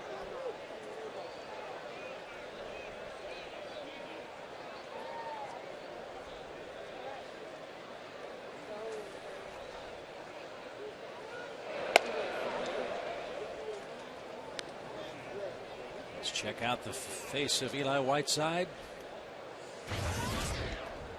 As Joe said, he stuck the landing trying to steal second base a little while ago. He's got a little bit of a racing stripe on there. Oh.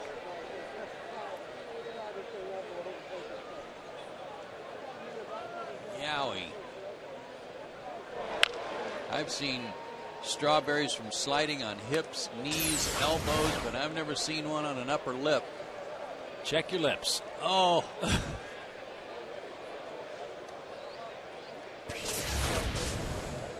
Oh.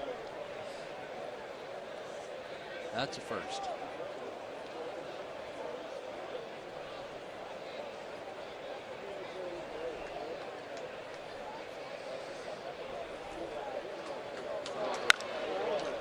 High fly ball to left.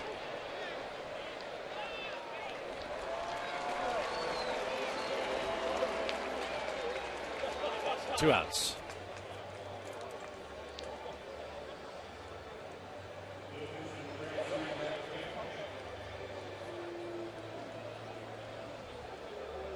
Phillies and Diamondbacks tied 2-2. That game's in the 6th for Philly.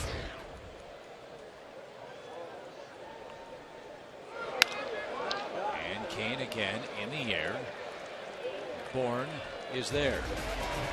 And that makes 17 out of 21 starts for Jurgens where he's pitched at least 6 innings.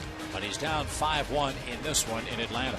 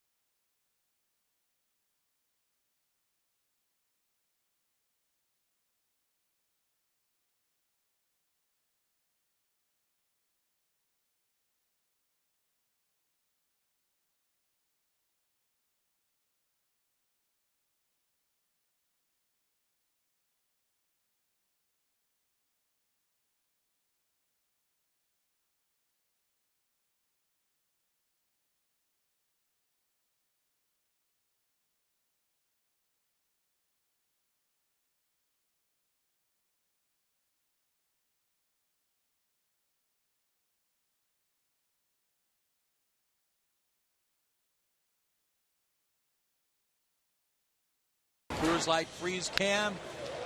And off the bat of Pablo Sandoval.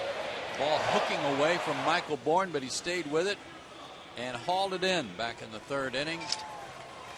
Terrific running and lunging catch. That was the Coors Light freeze cam, brought to you by Frost Brewed Coors Light.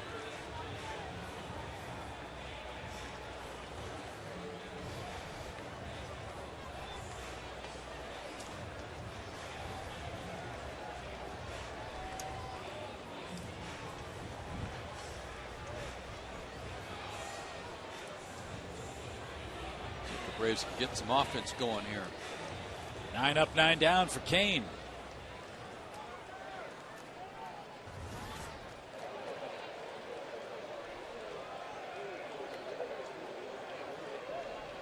Freddie has struck out twice in tonight's ball game.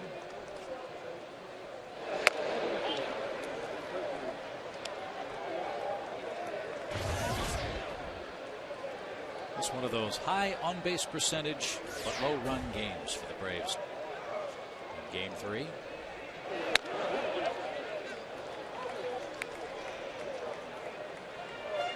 Left him loaded in the first, left 2 on in the second, left 1 on in the third, and that's the last time the Braves had a base runner.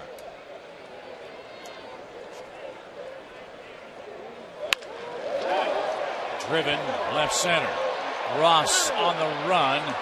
Makes the catch for out number 1.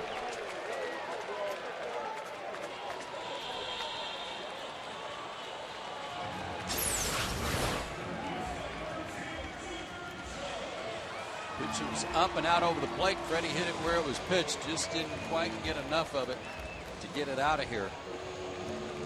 But Matt Cain, being the veteran now that he is with a 5-1 lead, he can afford to pitch up and afford to pitch a little more to the middle of the plate.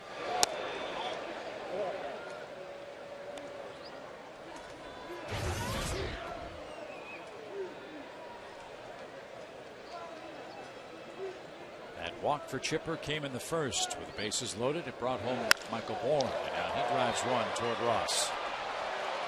But he turned the wrong way and recovers a step shy of the fence.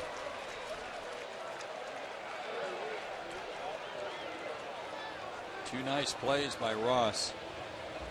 And the key there was that he didn't panic even after he turned the wrong way.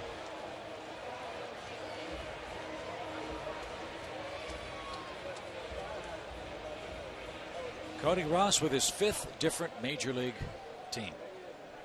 Detroit, the Dodgers, the Reds, the Marlins, and now the Giants. And he's only 30 years old. Good player. Big postseason for San Francisco last year. Came over on a waiver claim August 22nd from the Marlins.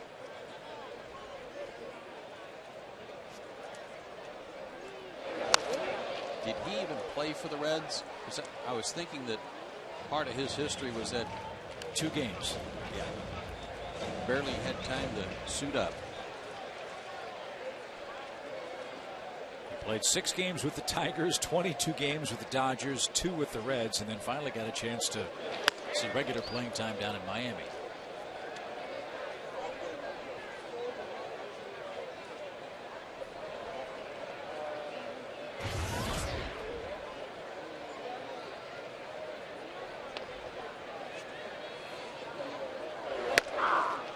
And Constanza is down swinging.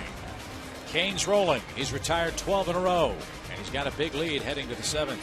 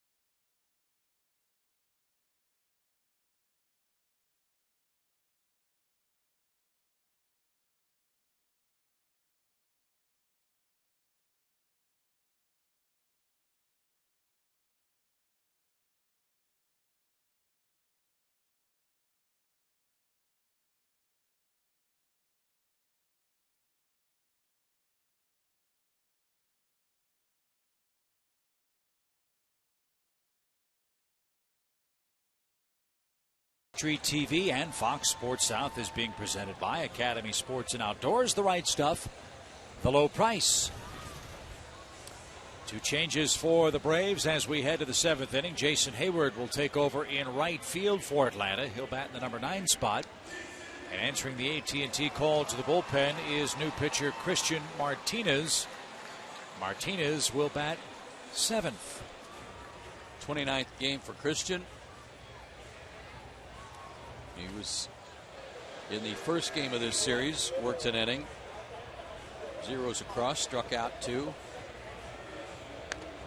And has been a real good long reliever for Freddie Gonzalez. And tonight we'll see how long he's needed. Save maybe some arms in the bullpen tonight as well.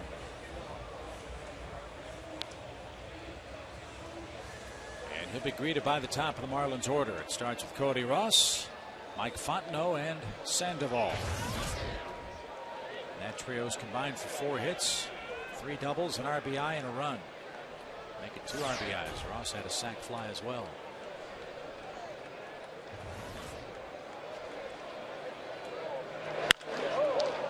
And Ross drives one down the left field line on the first pitch, and he just missed a homer.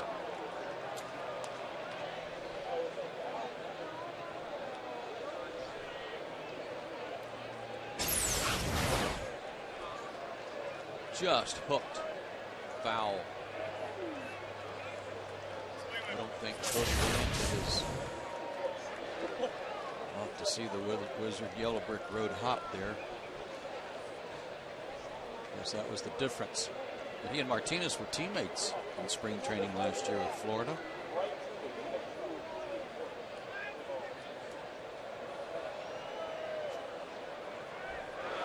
I asked Brian McCann if he thought that Ross's celebratory hop was out of line. He said no. I mean, he said that a lot of guys around Major League Baseball all do something nowadays. It's just part of the fabric and culture of the game.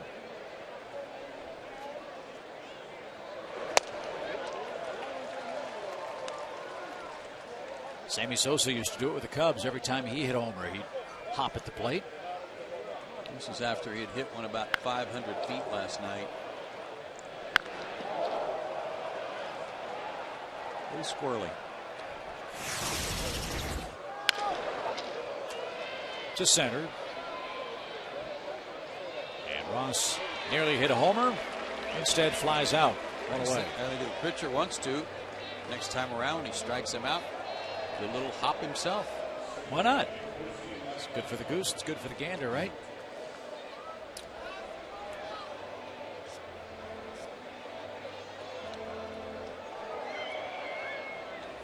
Here's Fontenot. Fontenot was 4 for 39 coming into this game. He's 2 for 3.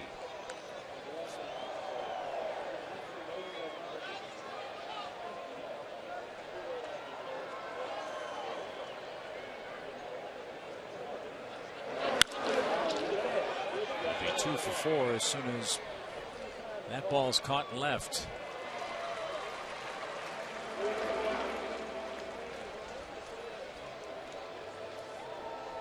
First game back for Jair Jurgen. 6 innings, 5 runs, 8 hits, 2 walks, a strikeout. The 4th inning, the fatal one for him. 4 runs came across. 3 straight hits, a walk, then a single, then 2 sac flies. First 5 reached without an out.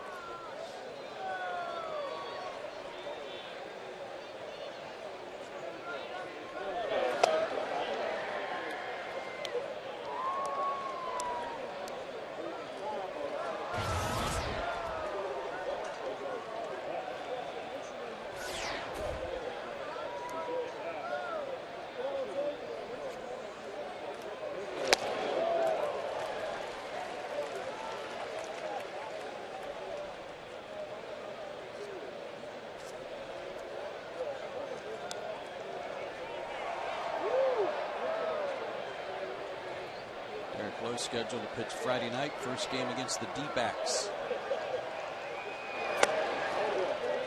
We don't have the rotation yet for the Diamondbacks for the most part, do we? Have not heard, other than reading in the Arizona paper today, a left-handed kid named Wade Miley is supposed to pitch Saturday. And what would have been Jason Marquis' spot, I assume. That's correct. Marquis out with a broken leg.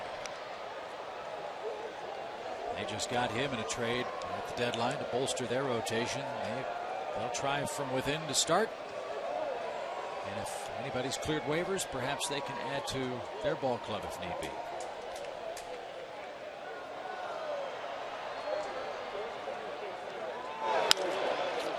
Another fly ball. There have been a ton of those in this game. And 3 of them takes care of San Francisco in the 7th. Time to stretch. 5-1. Giants in front.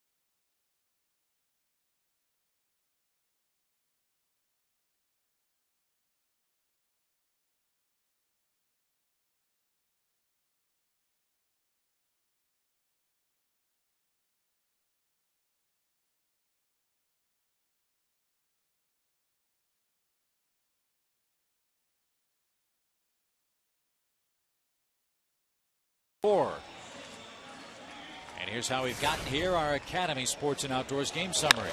A couple of doubles in the first inning. This one by Sandoval, played at Mike Fontenot. Braves tied at the bottom of the first, but then in the 4th inning, the Giants really broke it open. Orlando Cabrera was the 3rd of 3 straight hits. That drove in a run. Eli Whiteside, after a walk to Brandon Belt, drove in a run with a base hit. Then a couple of sac flies later, they had 4 runs across, and we stand at 5-1, bottom of the 7th.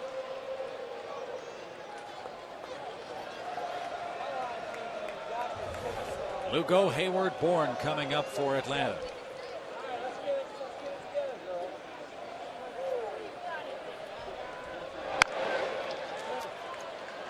One pitch, 1 out, and 13 straight have been set down. Well, like you said, Chip, over the last 2 years, since the beginning of the 2010 season, when Matt Cain has been given 3 or more runs to work with, he's 17-1 with a 2.47 ERA.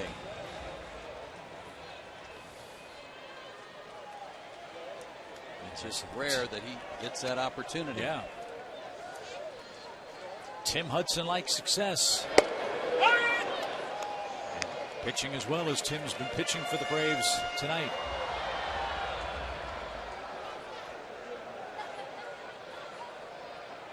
First at bat for Hayward. And he pops one up. Off at first. But this good run for Cain, again, we need to point out, I mean, it pretty much started working out of the stretch so much in the first 2 innings.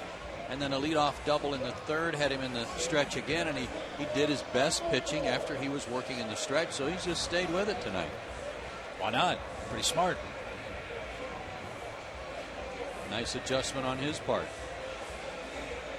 And in fairness to Cain, too, despite that 9-9 record, you pointed out, he's been pitching great baseball with no runs.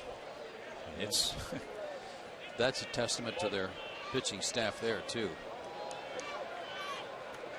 When they get a lead of 3 or more. Tough man here tomorrow, Tim Lincecum.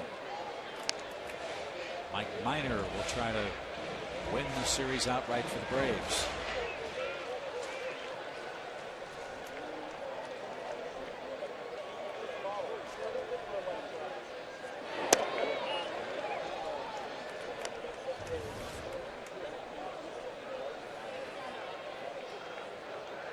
Pitches for Kane, but not many high stress ones since the third inning.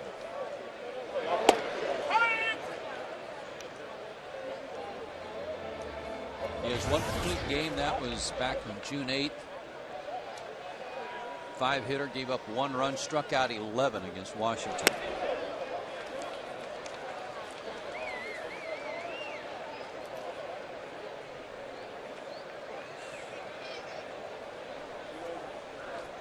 His turn wouldn't be due until August 23rd. That's after an off day at the end of this long road trip for the Giants, so Bruce Bochy may stretch him out beyond this 7th inning. We'll see if that's the case. First 2-2 pitch. And again the second. 15 straight retired by Kane, who leads the game by a 5-1 score after 7.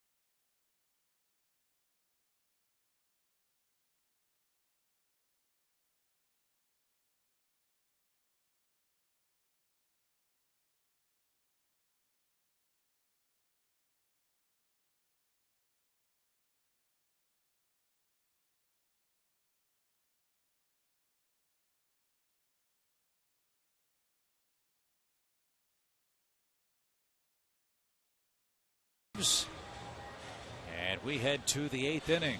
Giants 5, Braves 1. Joe and Chip with you from Turner Field. Game 3 of this 4-game set with San Francisco in town. Jurgen started, went 6, gave up 5 runs. Christian Martinez worked a perfect 7th. Now goes through the middle of the San Francisco order in the 8th.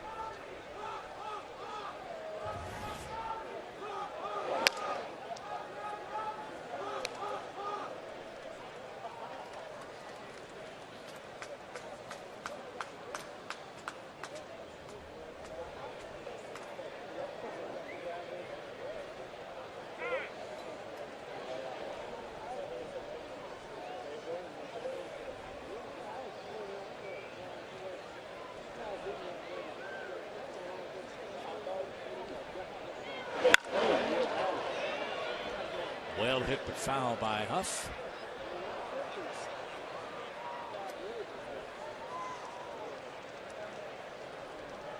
One ball, one strike.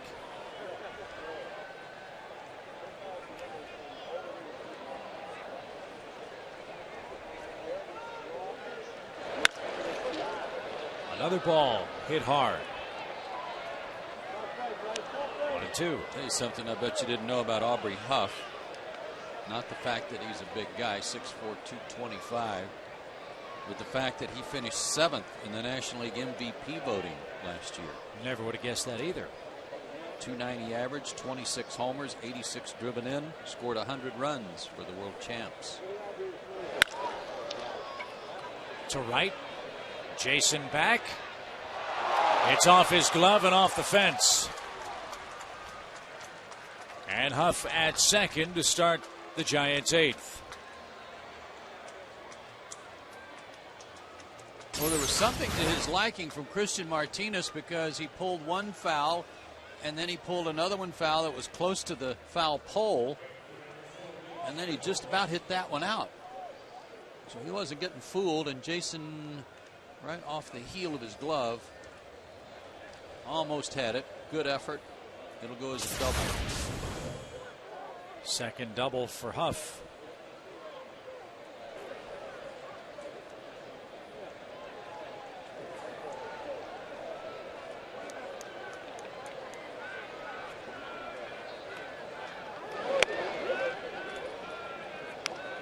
It's the 9th Giant hit of the game.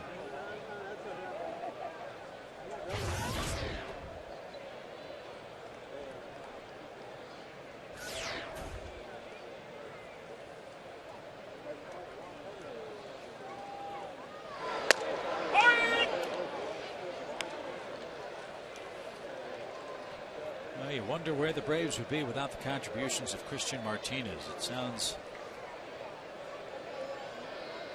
perhaps strange to say with a bullpen that's got such big name, hard throwing talent. As Lugo behind the bag has to hurry and can't get Schierholtz on close play. Infield hit gives Schierholtz a 2-hit night.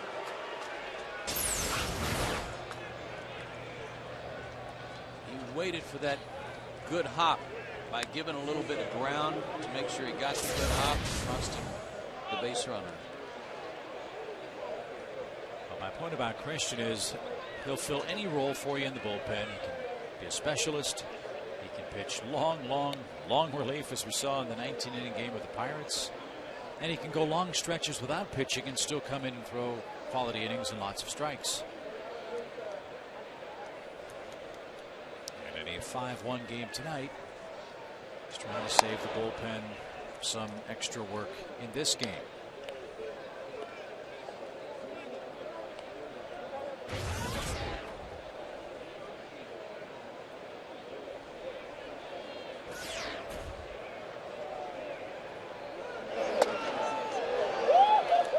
Cabrera thought about a homer.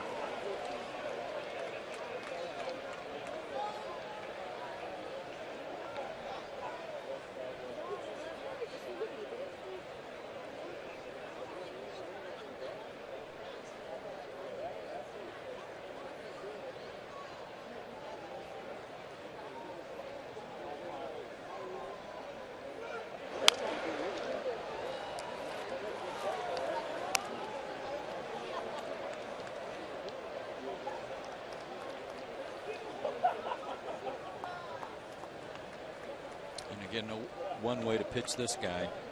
He'll take outside pitches to right, and he can turn on anything inside.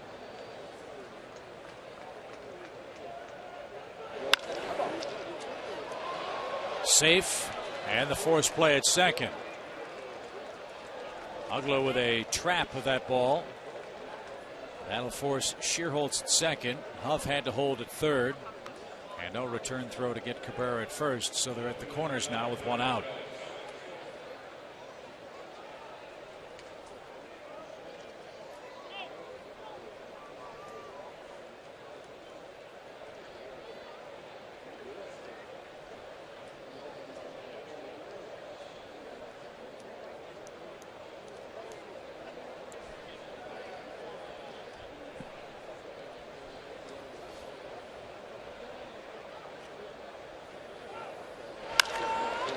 High pop. Shallow left. The runner at first tags. Orlando Cabrera moves to second on a fly ball to left by Belt.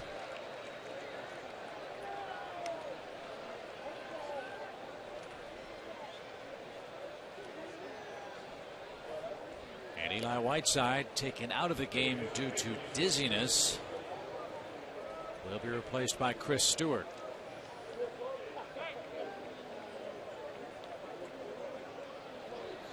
We're not surprised at that. Stewart's going to draw the free pass, but the way Whiteside hit his face in the dirt on that steal attempt, just plain out ugly. Really surprised didn't knock some teeth loose.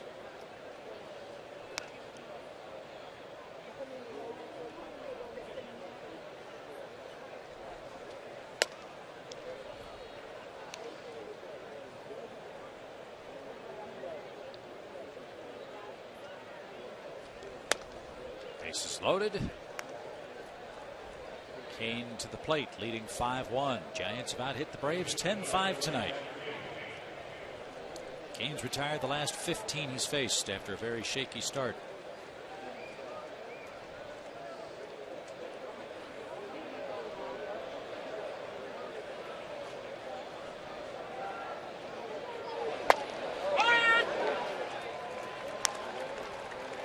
Kane's had some good swings tonight. A sacrifice fly mixed in between two other flyouts. He's made good contact.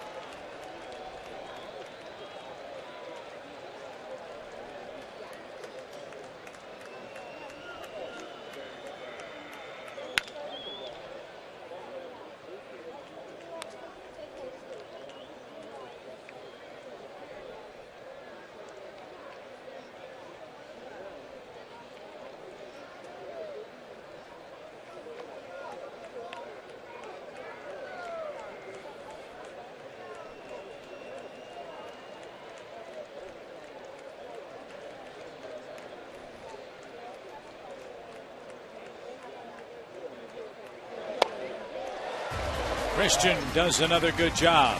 Giants load the bases, can't add to their lead. Get your rally caps on, folks. It's a 5-1 score.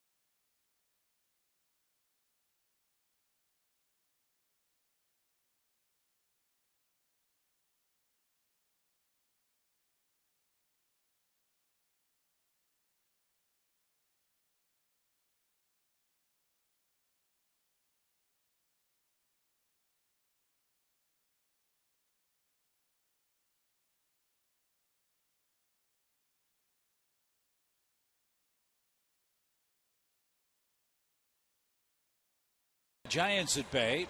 He's kept him off the scoreboard for the last 2 innings. Now the 2, 3, and 4 hitters coming up for the Braves, down 1. But first are Zaxby's indescribably good play. And it's really plural because Matt Cain has done such a great job after struggling early, and you can see him. He was in the windup some on those pitches, but then went to the stretch, and he has stayed in the stretch while he's retired 15 in a row. His first 2 innings, he threw 42 pitches in the first 2 innings. In the last 5, he's thrown 61 total. The 1 run, an unearned run. He walked that run in. He walked Chipper with the bases loaded, but an error by Sandoval. had extended the inning, and that's why it's an unearned run, and he only walked one, and that was the walk to Chipper in the first inning.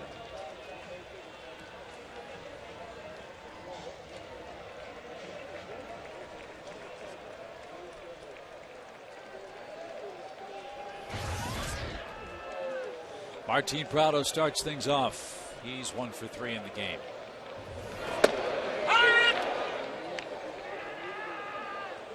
Four pitches for Matt. That one at 91 miles an hour.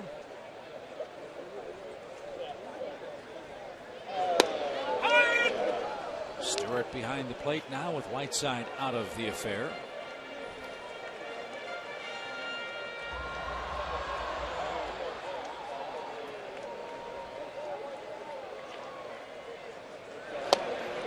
And 3 pitches makes it 16 in a row. Matt Cain went 13-11 last year with a 3.14 ERA, a 2.89 ERA the season before that. But maybe he saved his best for the postseason last year. In their 3 different division LCS and World Series stops, he made 3 starts and did not give up a run, folks. 21 in a third inning, 7 walks, 13 strikeouts against the Braves, Phillies, and Rangers. Got a no decision against Atlanta and won both of his starts in the League Championship Series against the Phillies and Texas. And pitched into the 7th inning on all 3 starts. So while you've heard a lot about Tim Lincecum, and rightfully so, with a couple of Cy Young awards, better put this guy on your radar too, and he's been a good pitcher for several years.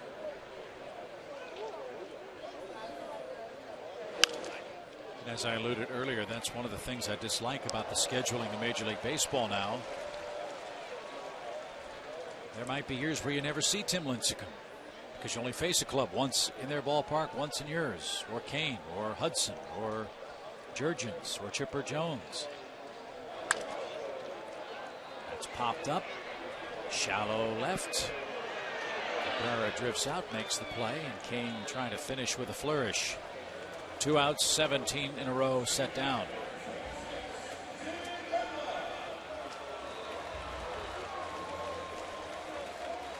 They do have Jeremy Affeldt throwing in their bullpen.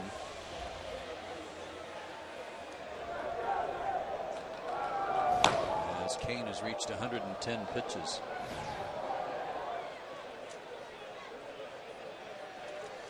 Dan Uggla had a double. That led off the 3rd for the Braves.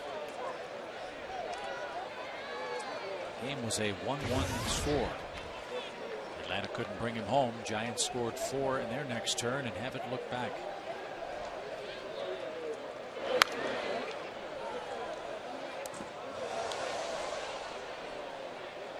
And again, while the Giants are now 6 games back in the wild card to Atlanta, they're entering after this series a real soft part of their schedule. And of all the contending teams, probably have the easiest schedule the rest of the way. High drive down the right field line. That ball slicing and foul. Yeah, while the Giants go home, the Braves have to go on the road. Got to go face the Cubs and Mets. At home with Washington as we get to the month of September. Then the schedule stiffens up. Got the Dodgers, Phillies, Cardinals the first 11 days. Well, the Giants will be big time Braves rooters once they leave town. When sure. Arizona comes in over the weekend. And Uggla down swinging. If that was the last pitch of the night for Matt Cain, it was a doozy. 9 strikeouts, 18 straight retired, and a 5-1 lead.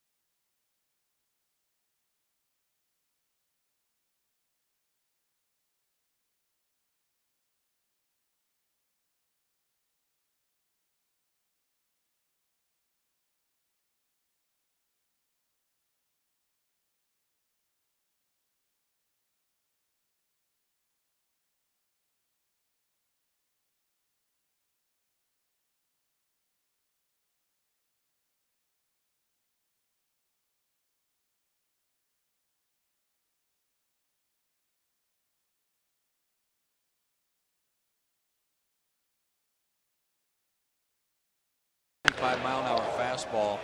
Maybe the longest home run hit in Turner Field all year long. Watch it come down above that exit up there. Up in the terrace level, you see that person reaching over for the baseball about 2 rows above the exit. That's a pretty good Coors Light cold hard blast right there.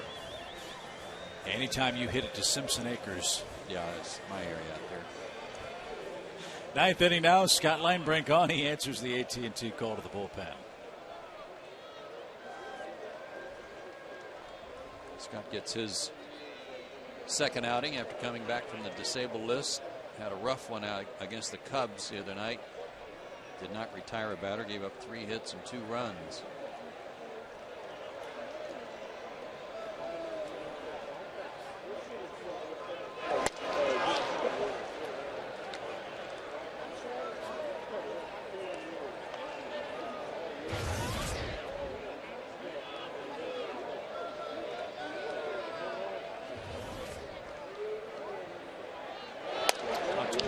Today about his rehab schedule. I think Peter's getting ready to face live hitters maybe as early as tomorrow. Yeah, I talked to Frank Wren about that actually too, and it's going to be about a 2-week rehab they guesstimate. And as soon as he throws to live hitters tomorrow, then that will be real close for him. That's great news. Good news on Chris Medlin too. I mean, after that setback he had about a month ago, he said his arm feels good, and he threw some yesterday, and his elbow felt much better, so he's very encouraged. And I don't know if we will see him pitch in September, but at least he's back on the right track again. And his setback wasn't the Tommy John surgery itself, but the scar tissue from the surgery, if I remember correctly. Yeah, there's no structural damage from when he was throwing. But he said that when he was throwing, I think it was yesterday, that it felt better than at any other time since he had been rehabbing. So that's a good sign.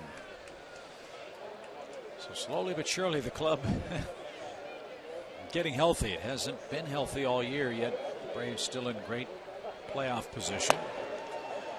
As Linebrink loses Cody Ross to start the 9th inning. Braves down 5-1. Phillies up 5-2 now over Arizona. That game's in the 8th inning at Citizens Bank Park.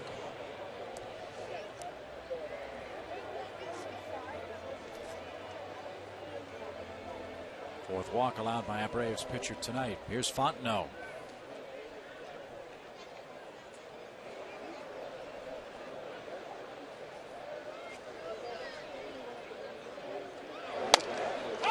We've talked about the bullpen being so solid at the end of the game, Chip, and especially with the great work from Eric O'Flaherty in the 7th inning. It's helped. But check this out. Blown leads for the Braves have primarily come in the 6th and 7th inning. The 8th and 9th inning, the ERA is outstanding, and yeah, there have been a couple blown saves from Kimbrel and others in the late stages. But right now, it's, at least in my opinion, it's the 6th inning. They've got to find somebody to step up and really cover some outs, leading to O'Flaherty, Venners, and Kimbrel. Line drive over third by Fontenot, his 3rd base hit of the game.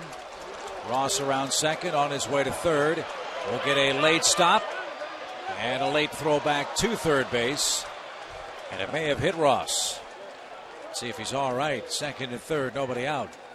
Well, I didn't know if Tim Flannery was going to tackle him or if he was going to wave him, and neither did Cody Ross, because Flannery never really gave him a sign. He just threw his arms out there like, hurry up and get back. And here comes the throw. Well, he got Chipper instead. But Flannery, I think he kind of wanted to send him and then realized, no, it's too late. I can't send you now. And it gives Sandoval a chance for a couple more RBIs with the infield in for Atlanta.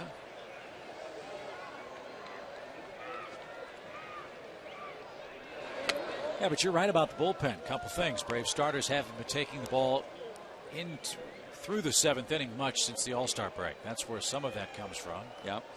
And it's always funny to talk about who your most indispensable players are at the start of a season. What What player can't you lose? As a fly ball to center. That's going to score Ross on a sac fly to make it a 6-1 score. 2 RBI game for the Kung Fu Panda. Who would have thought that one of the most indispensable players on this Braves ball club, with all due respect, would have been Peter Moylan in the work that he does setting up Johnny Venters or O'Flaherty or last year Billy Wagner or Craig Kimbrell this year. Very much the guy that we don't talk enough about when you're talking about injuries and disabled list. He has been sorely missed.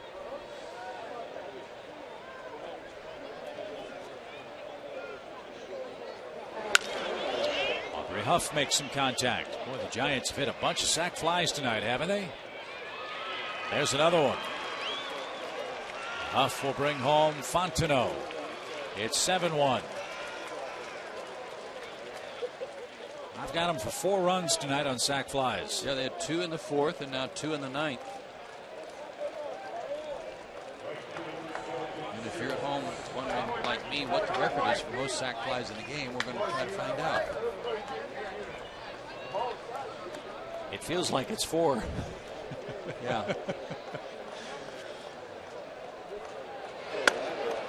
And Hyde and Nate Shearholtz. He's got a 2-hit game. But there's that little bridge that graphic really exposes in terms of blown leads and high ERA. That little bridge between the starters and the big 3 at the end.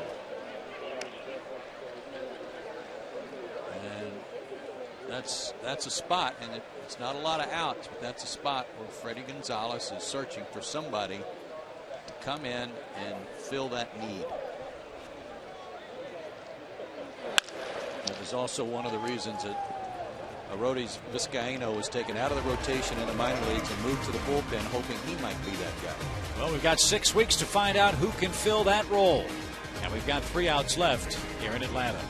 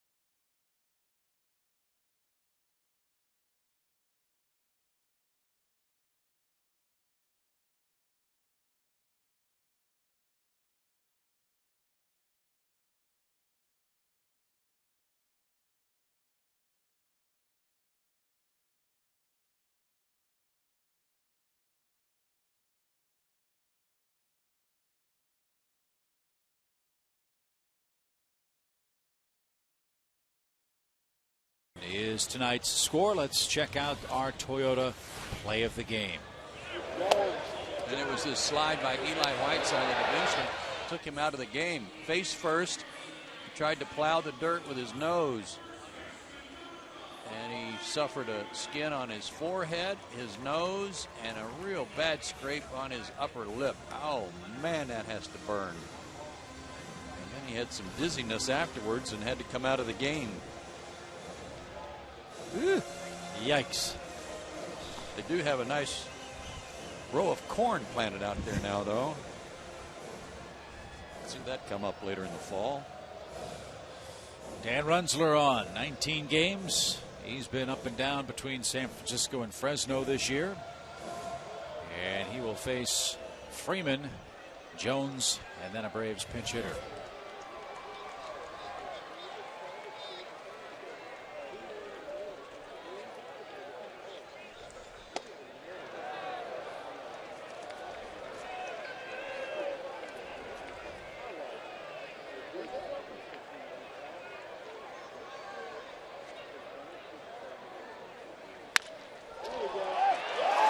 Base hit for Freeman off a left-hand pitcher. And that's the first Atlanta hit since Uggla led off the third inning. Matt Cain was spectacular tonight. Retired the final 18 men he saw for the Braves. 8 innings of 1 run, 1 unearned run baseball, and 9 strikeouts.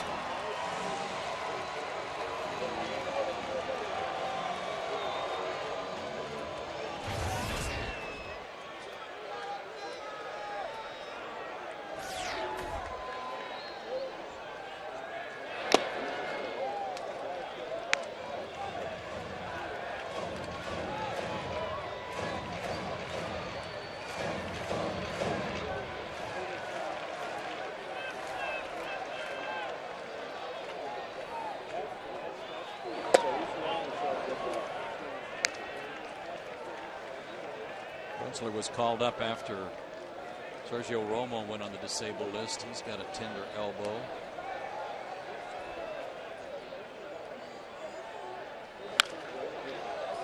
And they're really concerned about it. They may lose him for the rest of the year. They're not sure yet.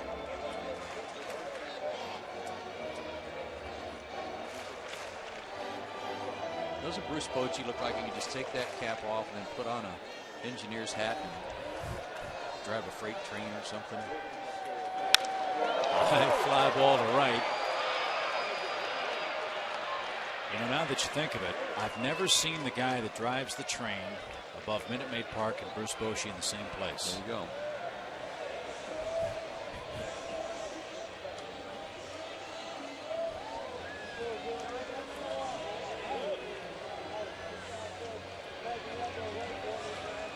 One out. Brooks Conrad will pinch hit. Runzler's 26 years old, lives in Simi Valley, California. And he'll uncork a wild pitch every now and then. That's the scouting report.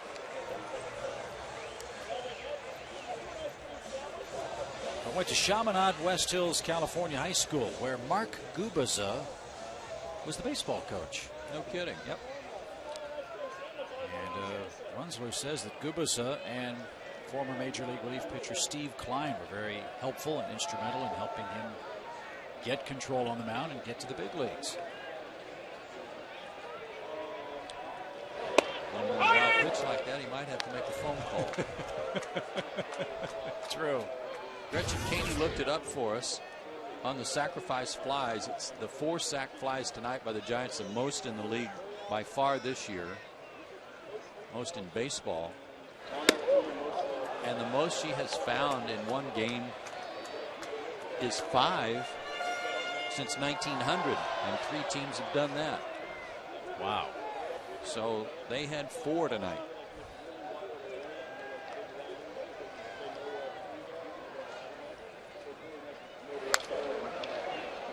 Play on a 96-mile-an-hour fastball. And the count 1-2 to Conrad. We're in the 9th.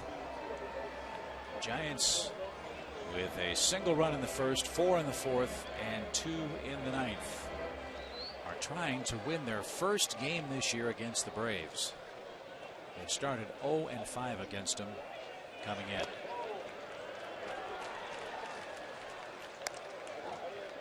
While these are regular season games, that's pretty good work for the Braves facing the defending world champions. They've already won the season series, and even with Tim Lincecum going tomorrow and Mike Minor for the Braves, still an opportunity to take 3 out of 4 from them.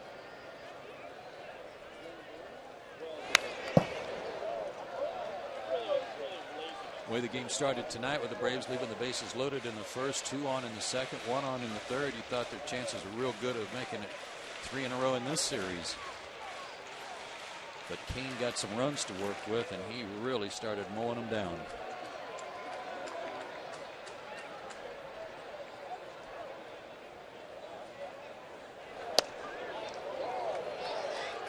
That just missed. Full count.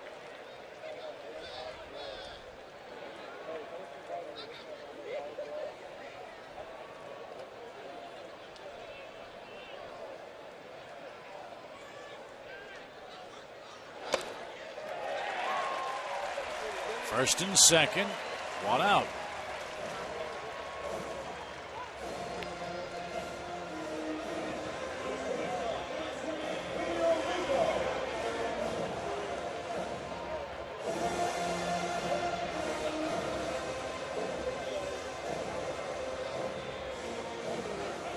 Lugo up, Hayward on deck.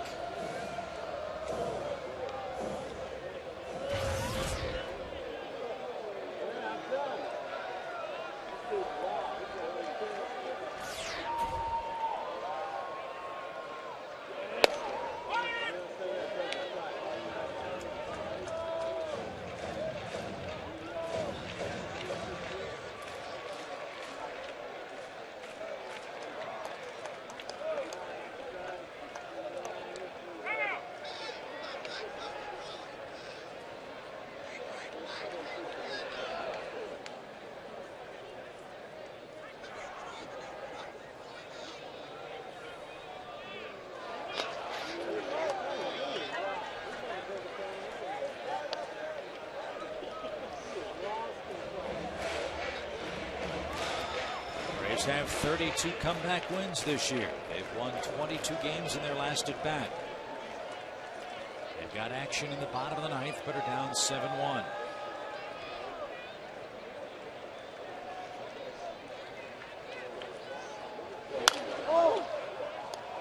Well, I heard a guy say one time, let's see if the Braves can give him a finish.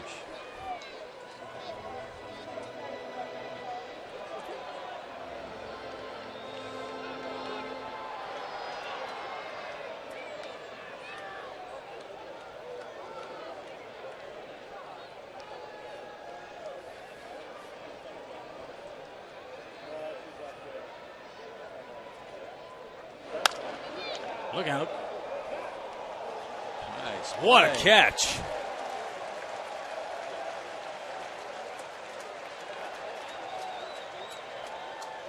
That saved some people, too.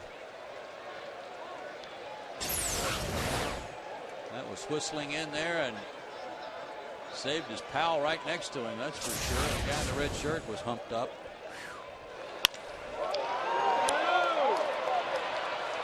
One at second. Lugo's safe at first. And the game continues for Jason Hayward. Fondo caught that ball and took about 2-3 steps towards second base rather than throwing it. That might have cost him a chance to turn the double play to end the game. I wondered if he forgot how many outs there were. I mean, he was so deliberate with it. I mean, there was a run toss. And maybe he thought that was going to end the game. It is the second out. Now Hayward bats. Lugo will go ahead and take second. That takes away the force play. Defensive indifference, the call.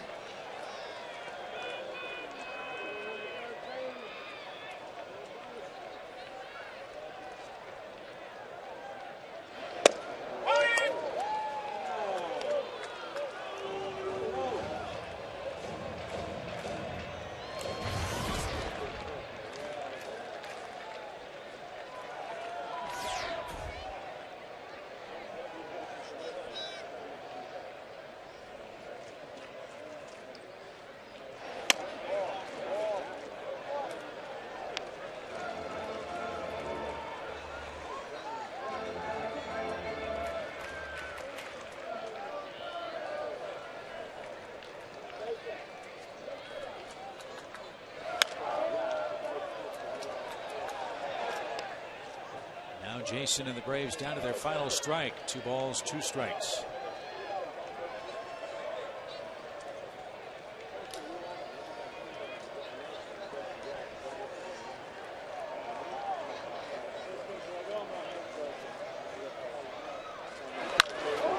Base hit the other way. That'll score Freddie Freeman to make it a 7-2 score. Boy, how nice is it to see Jason do that.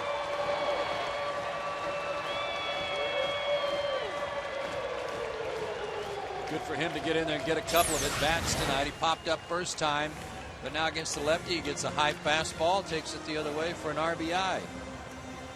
Forces Bruce Bochy's hand. And it looks like he's gone as far with Runzler in this outing as he can afford to.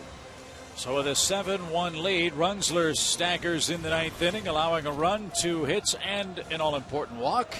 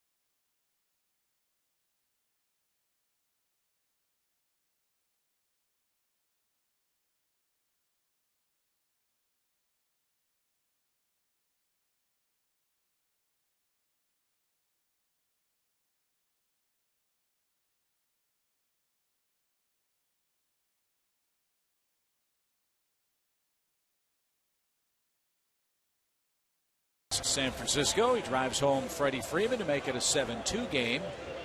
And now Jeremy Affeldt is on for mop-up duty with Michael Bourne in the batter's box with Braves runners at the corners. Bourne didn't face him last night. He did pitch an inning, walked a batter. He walked McCann, then got a double play from Freeman to end the seventh.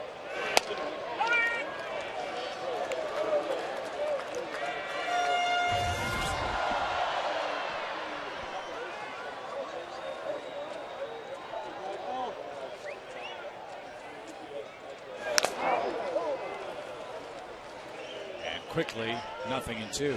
Chris Stewart's taken a couple of foul tips already this inning, and he's the only listed catcher outside of Whiteside on their team, but their emergency catcher's playing third base, a guy who broke into professional ball, signed the ball as a catcher.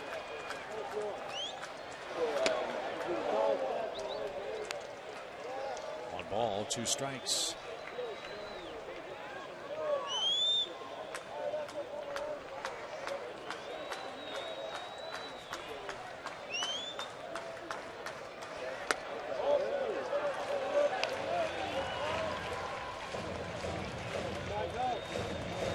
See if Michael can reach. It would get a little more interesting. Then you've got Prado, McCann, Ugla lurking. There are 2 outs. Little pop. And Cabrera drops it. All hands are safe. It's 7-3.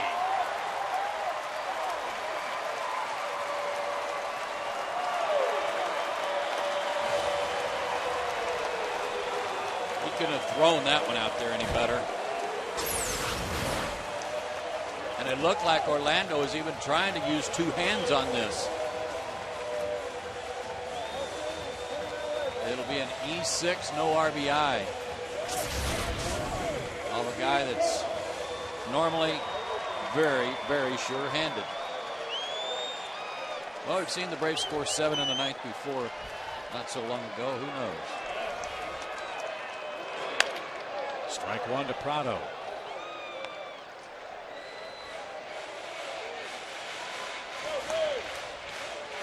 Even after the Giants got 2 in the ninth, most of the crowd is stuck around. 22,202 was the announced attendance for Game 3 of the series. Hope to join us here tomorrow night. Minor and Lincecum.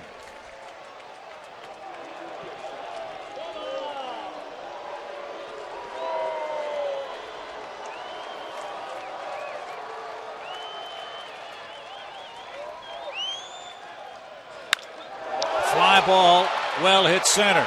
Ross going back. Can't get it. It's off the base of the wall. 2 runs are going to score. Got a ball game, folks.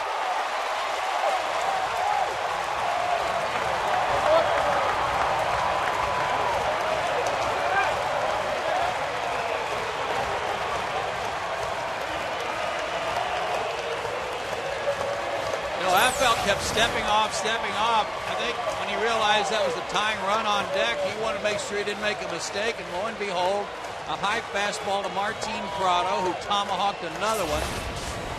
And Cody Ross, who's run down everything tonight, couldn't get to that one. And all of a sudden, you got the tying run at the plate. What a finish.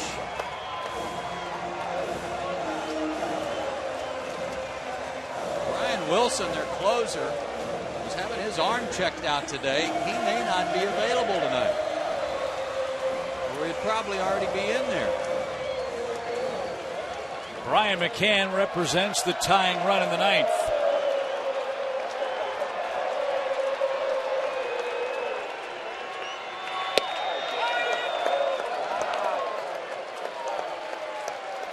There's 2 in the top of the inning. Those 2 runs in the top of the inning.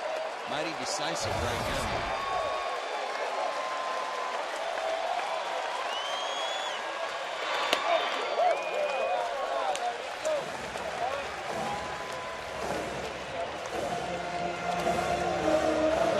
Brian up there in this situation. Still hits lefties really well and typically very patient.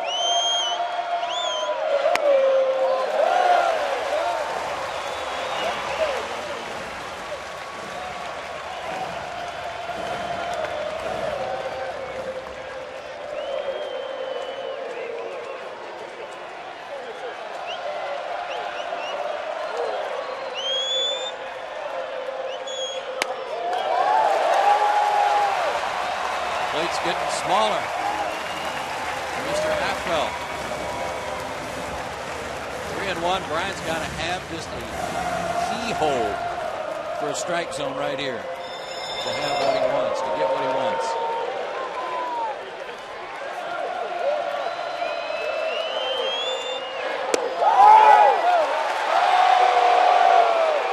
Full count. Look at that pitch from Affelt.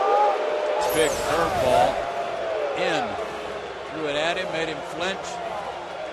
And Bryant thought he curved around the plate. I'm sure it didn't. Affelt got a payback there.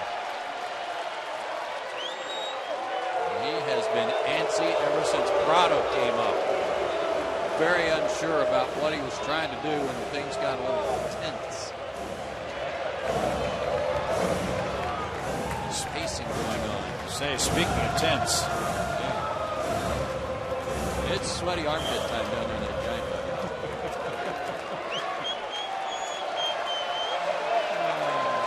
3-2. Reach the seats.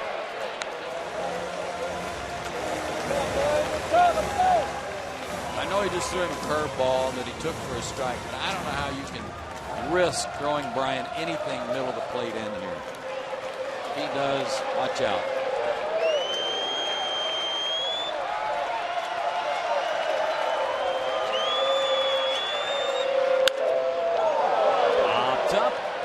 That too into the seats.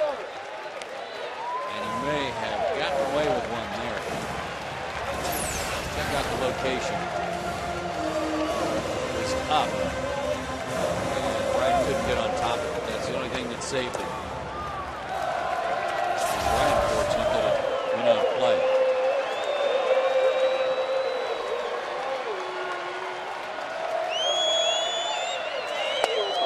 Ball game. Affelt was shaky in the 9th. But the Giants on the board this year in the head-to-head series with the Braves, who gave San Francisco quite a finish.